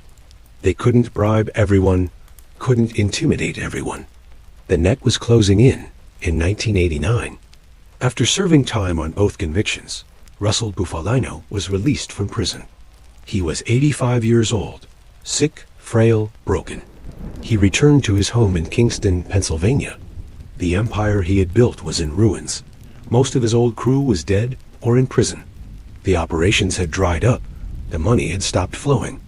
Russell was still technically the boss, but he was a boss of a dying family. The 1980s marked the end of the traditional mafia's dominance. The Bufalino family was just one casualty. Families in New York, Chicago, Philadelphia, all facing similar pressures. RICO prosecutions, informants, aggressive law enforcement. The mob would continue to exist, but it would never again have the power it had in the 1950s-70s. The glory days were over. For Russell Bufalino, sitting in his modest house in Pennsylvania, this must have been devastating. He had spent 40 years building an empire, and he lived to see it destroyed, but he would not live much longer. Let's talk about what prison was like for Russell Bufalino. He entered the federal prison system in 1978 at age 74. For a man used to power, respect, and freedom, prison was torture. Federal prisons in that era were not comfortable. Overcrowded, violent, degrading, Russell was an old man.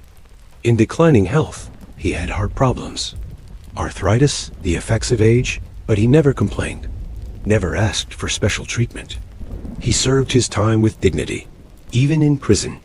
Other inmates knew who he was, the old mob boss, a man of respect. Some younger inmates sought his advice, his wisdom. Russell became a kind of elder statesman of the prison, but he was still a prisoner, subject to the rules, the guards, the system. For a man who had lived outside the law his entire life, this was the ultimate defeat. What was Russell's daily routine in prison? Wake up early. Prison wake-up calls were around 6 a.m.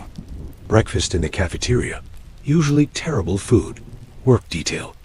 Even old inmates had to work. Maybe in the library, maybe cleaning. Lunch, more bad food. Recreation time, walking the yard. Playing cards, dinner, lights out. Day after day, month after month, year after year. For a man who once controlled an empire, this routine was soul-crushing. Russell was allowed visitors. His wife Carolyn came regularly. His lawyers visited to discuss legal matters. Some of these visits were about his appeals, trying to get his sentence reduced, but they were also about business. Russell would pass messages through his lawyers. Instructions for the acting boss. Approval for decisions, even in prison. Russell tried to maintain control. Russell was released from his first prison sentence in May 1981. He had served about 3 years of his 4-year sentence. Good behavior. He was home for less than 6 months. Then in November 1981, he was convicted again. Conspiracy to kill the witness Jack Napoli. 10 years in federal prison, back to the same routine. The same degrading existence. At 78 years old, Russell faced the real possibility that he would die in prison. Russell was sent to the United States Penitentiary in Leavenworth, Kansas. Leavenworth was a maximum security prison. It housed some of the most dangerous criminals in America. Murderers, Mafia bosses, gang leaders. Russell was placed in the general population at first. Later, as his health declined, he was moved to a medical facility within the prison. His lawyers filed appeals, argued that Russell was too old and sick to be in prison. The courts denied the appeals. Russell would serve his time. By the mid-1980s, Russell's health was deteriorating rapidly. His heart condition worsened. He needed medication, medical care. The prison medical facilities were basic, barely adequate. Russell's family feared he would die in prison. With Russell in prison, the Bufalino crime family was in crisis. William Delia was trying to run things as acting boss, but he didn't have Russell's experience, his connections, his authority. Other families sensed weakness. Territory that the Bufalinos once controlled was being taken over. Money that once flowed to the Bufalinos was going elsewhere. The family was bleeding out. Russell wasn't the only one going to prison. Throughout the 1980s, Bufalino family members were being arrested and convicted. Some on RICO charges, some on drug charges, some on extortion or loan sharking. The FBI's strategy was working. Take down the organization piece by piece. Cut off the money, imprison the leaders, flip the soldiers. Some Bufalino members had a choice: talk or go to prison for decades. Most chose prison. They believed in the code, omerta. But that loyalty had a cost. Men in their prime went to prison, missed their children's lives, lost everything. For what? To protect an organization that was dying anyway? Some started to question whether it was worth it. Let me explain how these prosecutions worked. The FBI would arrest multiple Bufalino members at once. They'd be charged under RICO, conspiracy charges, in court. The prosecution would present wiretap evidence, recorded conversations proving criminal activity, informant testimony, former members who flipped and testified, financial records showing illegal money flows, surveillance photos, proving associations and meetings. The defense would argue, these are legitimate businessmen. The wiretaps are taken out of context. The informants are liars trying to reduce their own sentences. But juries usually believe the prosecutors. The evidence was overwhelming. When Bufalino members were convicted, the sentences were harsh. RICO carried potential 20-year sentences. Drug trafficking could mean life in prison. Judges showed no mercy. These were organized criminals, career criminals. They got the maximum sentences. Convicted mobsters were scattered across the federal prison system. Some went to Leavenworth in Kansas, some to Marion in Illinois, some to Atlanta, some to Lewisburg in Pennsylvania. This was intentional. The Bureau of Prisons didn't want mobsters grouped together. Separated, they couldn't organize, couldn't plot, couldn't maintain the family structure. Even in prison, there was a code. You didn't cooperate with guards more than necessary. You didn't snitch on other inmates. You respected the hierarchy, older mobsters, bosses. They got respect, young punks. They stayed quiet. Violence was common. But it followed rules. You didn't attack without cause. You settled debts, kept your word. For Bufalino members, this code was familiar. It was the same code they lived by on the streets. Not everyone stayed silent. Some Bufalino associates cut deals. They testified against higher-ups. They went into the witness protection program. They got new names, new lives. And they had to live with being labeled rats in the mob world. There is no greater shame, but they were alive and free, while the stand-up guys rotted in prison. When a mobster goes to prison, his family suffers. Wives left alone to raise children, children growing up without fathers. The income stops, the lifestyle ends. Some mob wives divorced their husbands. Others stayed loyal, visited prison, waited. The Bufalino family members' wives faced this too. Some stayed, some left. All of them paid the price for their husbands' choices. With so many members in prison, the family's income collapsed. Who was running the gambling operations? Who was collecting loans, sharking debts? Who was extorting businesses? Some operations continued, but they generated a fraction of what they used to. And legal bills were expensive. Defending multiple trials cost hundreds of thousands of dollars. The family's treasury was depleted. Every convicted mobster appealed their sentence. The appeals process could take years. File briefs, wait for court dates. Present arguments, most appeals were denied. The convictions stood, the sentences stood, but the process gave families hope. Maybe the conviction would be overturned. Maybe the sentence would be reduced. Usually, it didn't happen. Some Bufalino members died in prison. Heart attacks, cancer, old age. They entered prison as middle-aged men. They died as old men, never experiencing freedom again. Their funerals were small. Often, other family members couldn't attend because they were in prison too. Finally, in 1989, Russell Bufalino was released. He had served about 8 years of his 10-year sentence. Good behavior, old age, declining health. The parole board decided he wasn't a threat anymore. At 85 years old, sick and broken, Russell returned to Kingston, to the same modest house on East Dorrance Street, the house he had left a decade earlier. Everything looked the same, but everything had changed. Russell came home to a dying empire. Most of his old crew was dead or in prison. The operations had mostly shut down. The younger generation didn't respect him the way the old generation did. Russell was a relic, a reminder of a bygone era. He spent his final years quietly. No more meetings, no more orders, just an old man living out his remaining time. In 1989, when Russell was released, control of the Bufalino family officially passed to William Delia. Russell retired, but retirement for a mob boss doesn't mean much. You're still a target. The FBI still watches you. Rivals still remember old grudges. Russell lived under constant surveillance. FBI cars parked outside his house.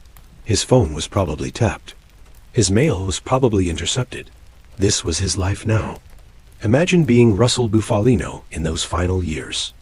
You built an empire, controlled territories, made millions. You had power, respect, influence, and you lost it all. You spent years in prison. You watched your family crumble. You saw the code you lived by become meaningless. Young mobsters flipping, testifying, betraying. Everything you believed in was gone. That had to weigh on him, but Russell never showed it. He maintained his dignity. He never complained, never felt sorry for himself. He had lived by a code, and he would die by it. Did Russell regret his life choices? Did he wish he had gone legitimate? We'll never know. He never wrote a memoir, never gave confessional interviews. He took his secrets to the grave. But looking at how it ended, prison, decline, the destruction of everything he built, it's hard to imagine he thought it was worth it. By 1989, the fall was complete. The Bufalino Crime Family, once one of the most powerful in America, was finished. A few operations continued, but they were a shadow of the past. Russell Bufalino, the Quiet Don, was a defeated old man. His empire was dust, but he was still alive, and he had a few more years left. Let's talk about those final years, and what happened after he died. 1989 to 1994. The last years Russell Bufalino's last 5 years were quiet. He lived in his home in Kingston, the same modest house he'd lived in for decades. His wife Carolyn was still alive, still with him. They had been married since 1928. Over 60 years, she had stood by him through everything. Russell's health was poor, heart disease, the effects of age and prison. He needed medication, regular doctor visits. He rarely left his house. When he did, it was usually to see his doctor or attend church. Russell was a Catholic, even as a criminal. He maintained his faith. This is common among Italian mobsters. They compartmentalize. Crime is business, but faith is personal, even in retirement. Russell was watched. The FBI still considered him a threat. They believed he was still giving orders. Still involved, FBI cars would park on his street. Agents would photograph anyone who visited. Wiretaps on his phone. Russell knew he was being watched. He was careful, very careful. He didn't discuss business on the phone. He didn't meet with known criminals. He lived like a regular old man, because that's what he was now. Some old members still visited Russell, paying respects, asking for advice. These visits were brief, carefully planned. Nothing illegal discussed where the feds could hear. Just old friends talking, but Russell's advice still mattered to some people. He had lived through it all, seen it all. His wisdom was valuable. Even if his power was gone, officially, William Big Billy Elia became the boss in 1989. But really, the Bufalino family barely existed anymore. Delia tried to rebuild. He tried to recruit new members. He tried to restart old operations. But the world had changed. Law enforcement was too strong. The old rackets didn't work anymore. RICO made running a crime family almost impossible. Delia did his best. But he was managing decline, not building an empire. Delia tried to maintain relationships with other families. The Genovese family in New York, the Di Cavalcante family in New Jersey. But these families had their own problems. Everyone was under pressure. The commission barely met anymore.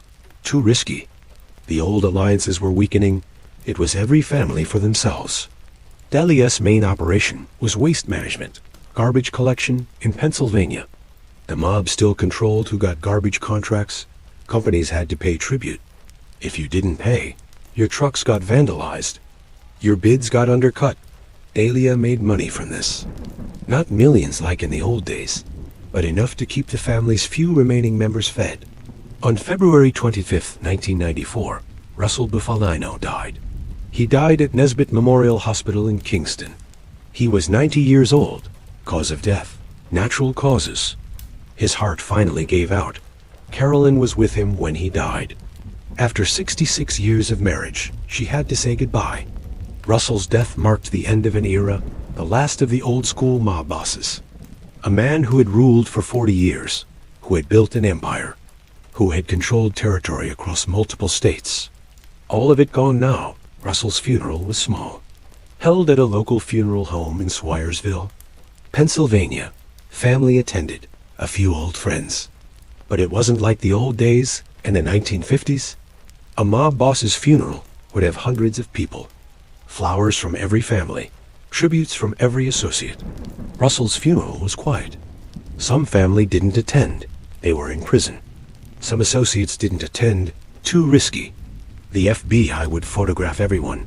Russell was buried in Denison Cemetery in Swiresville. A simple grave. Nothing fancy, just like he lived. Carolyn Bufalino outlived Russell. She continued living in the Kingston house. She died a few years later. She was buried next to Russell. For over 6 decades, she had been married to a mob boss. She knew what he did, who he was. But she stayed loyal. In the mob world, wives often know everything and say nothing. Carolyn lived by that code too. After Russell's death, Delia continued trying to run the family. But it was hopeless. In 2006, Delia was indicted. Charges: money laundering, witness tampering. The feds had been building a case for years. In 2008, Delia pleaded guilty. And here's where it gets interesting. He cooperated. He testified before a grand jury. The last boss of the Bufalino family broke omerta. He gave information hoping for leniency. Russell would have never allowed this. But Russell was dead, and the code he lived by was dead too. Delia was sentenced to 9 years in federal prison, released in 2013. He's still alive as of this writing, living somewhere quietly.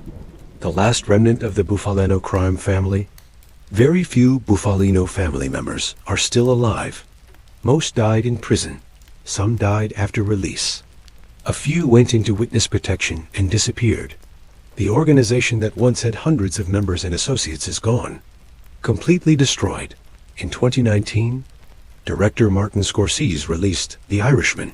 The movie was based on Charles Brandt's book, I Heard You Paint Houses. It told Frank Sheeran's version of the Hoffa story, and it featured Russell Bufalino prominently. Actor Joe Pesci played Russell. Al Pacino played Jimmy Hoffa. Robert De Niro played Frank Sheeran. The movie was a huge hit. Suddenly, millions of people learned about Russell Bufalino. The mob boss nobody had heard of became famous. The movie took liberties. Some events were compressed. Some conversations were invented. The biggest controversy: did Frank Sheeran really kill Hoffa? Many experts say no, but the movie presented it as fact. The movie also portrayed Russell as more hands-on than he probably was. Russell was a delegator. He gave orders. Other people did the work, but for drama. The movie showed him more involved. Overall, the movie captured the essence of Russell's character. Quiet, calculating, powerful. The quiet dome, who built an empire through intelligence, not violence. After The Irishman came out, there was renewed interest in the Bufalino family. Journalists wrote articles, podcasters did episodes. Historians re-examined the evidence. Books were published. The Bufalino story, forgotten for years, was back in the public consciousness. The territory the Bufalinos once controlled is now quiet. Northeastern Pennsylvania. The coal industry mostly died. The garment factories closed. The population declined. What's left of organized crime in the region is minimal. Some gambling, some drugs, but nothing like the old days. The Bufalino empire is gone, and it's not coming back. Some of the physical locations from the Bufalino era still exist. Russell's house in Kingston is still there. A private residence now. Joseph Barber's estate in Apalachin, the site of the famous meeting, still stands. It's been sold multiple times. Current owners have to deal with the property's infamous history. Tour groups sometimes drive by. True crime fans take photos. The buildings remain, but the empire is gone. The FBI has declassified some files on Russell Bufalino. Thousands of pages of surveillance reports, investigation summaries. Researchers can access these files. They tell the story of a decades-long pursuit. The FBI's attempts to bring down Russell, the careful documentation of his crimes, the frustration when cases fell apart, the eventual victory. These files are a historical record, a window into how the mob operated. and how law enforcement fought back.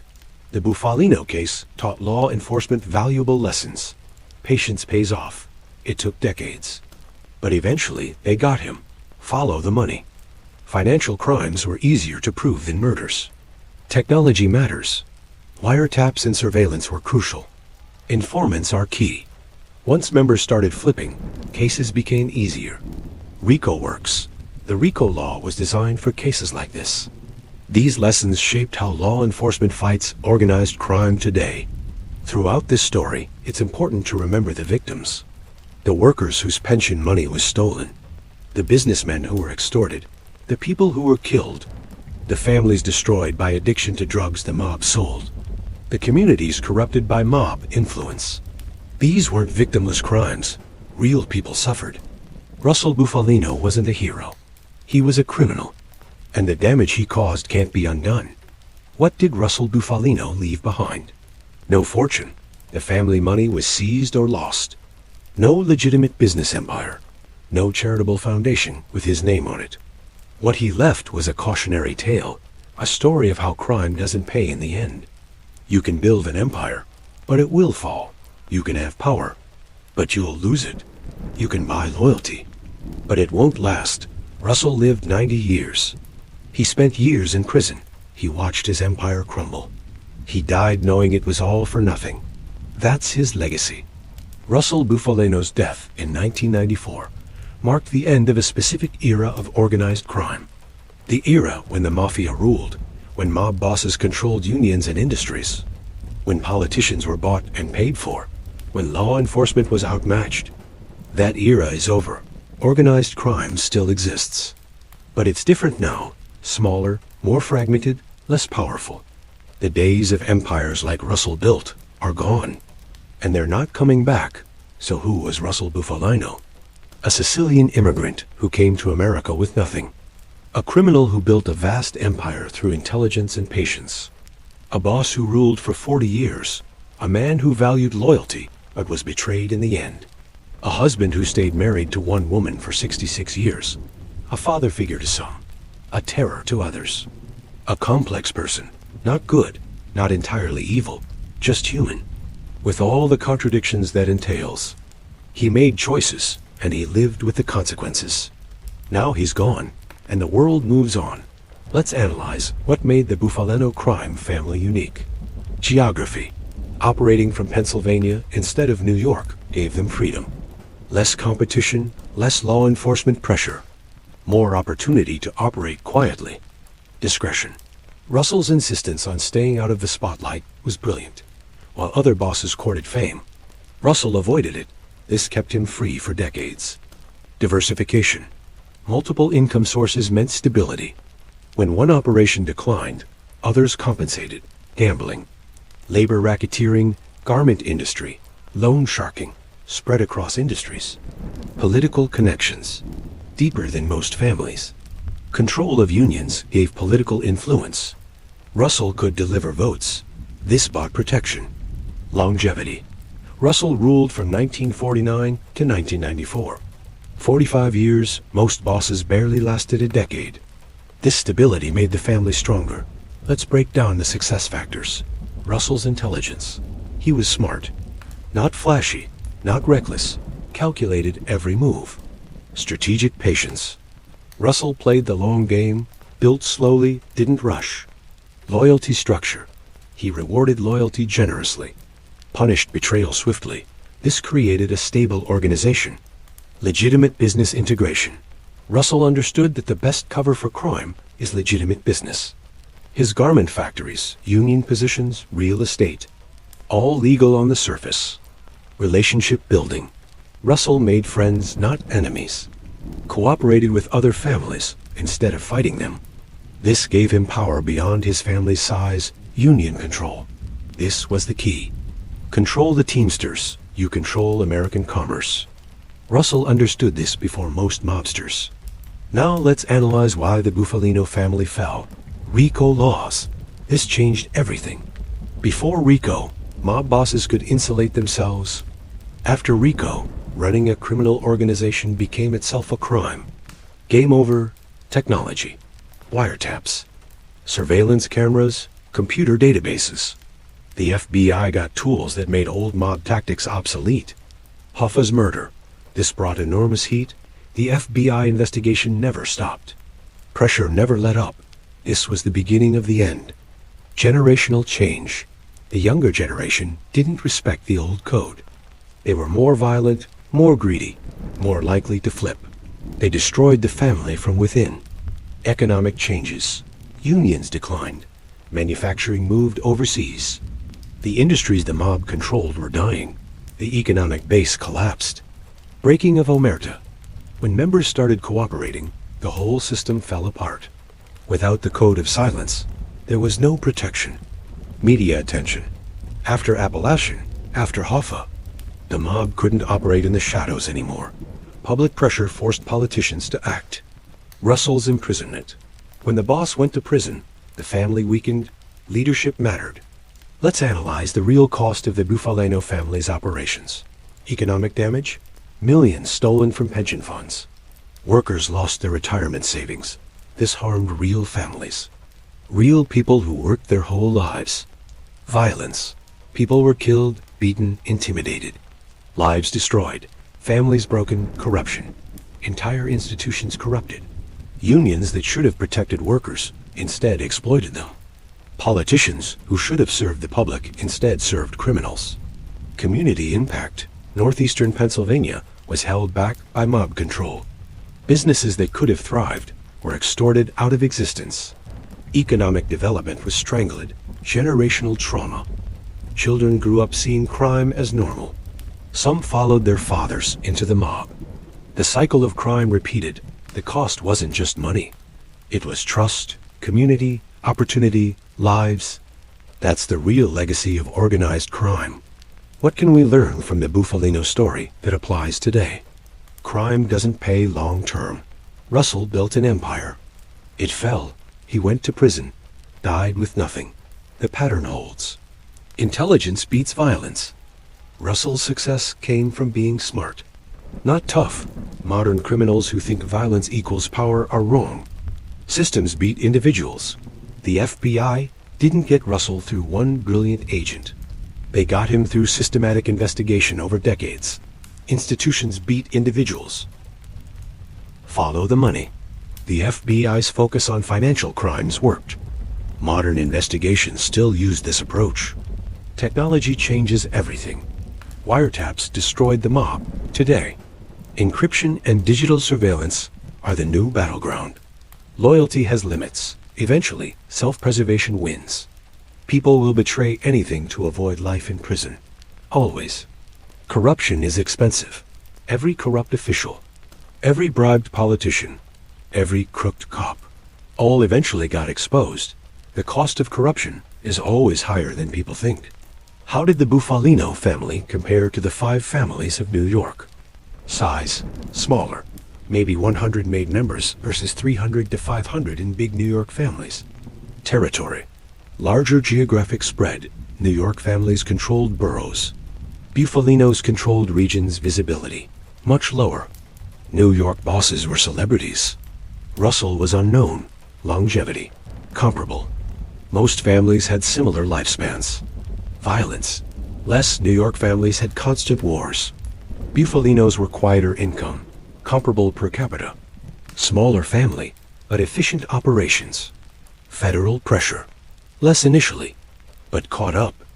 By 1980s, equal pressure on all families. The Bufalino family proved you didn't need to be the biggest to be successful.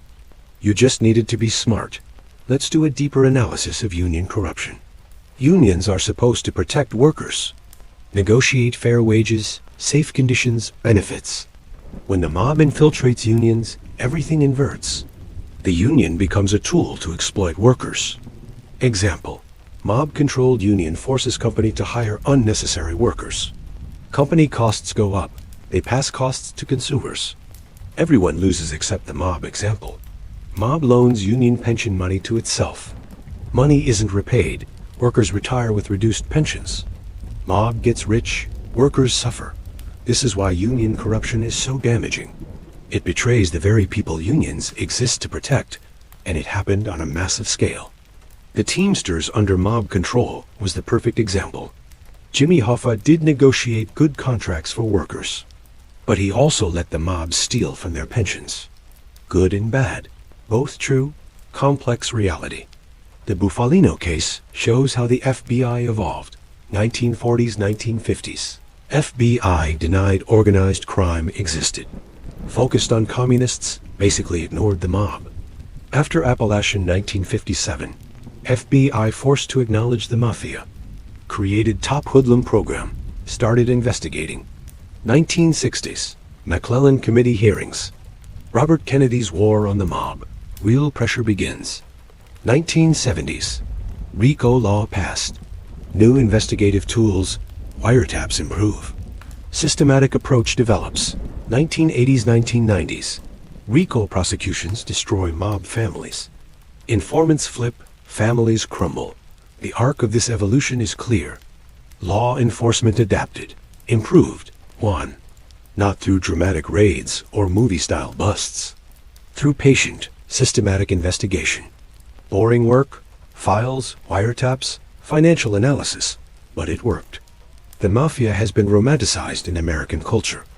Movies like The Godfather portrayed mobsters as honorable men with a code. Shows like The Sopranos made them seem almost sympathetic. This mythology obscures reality.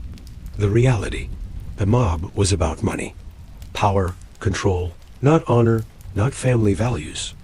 Those concepts were tools to maintain loyalty, but when loyalty conflicted with profit, profit always won.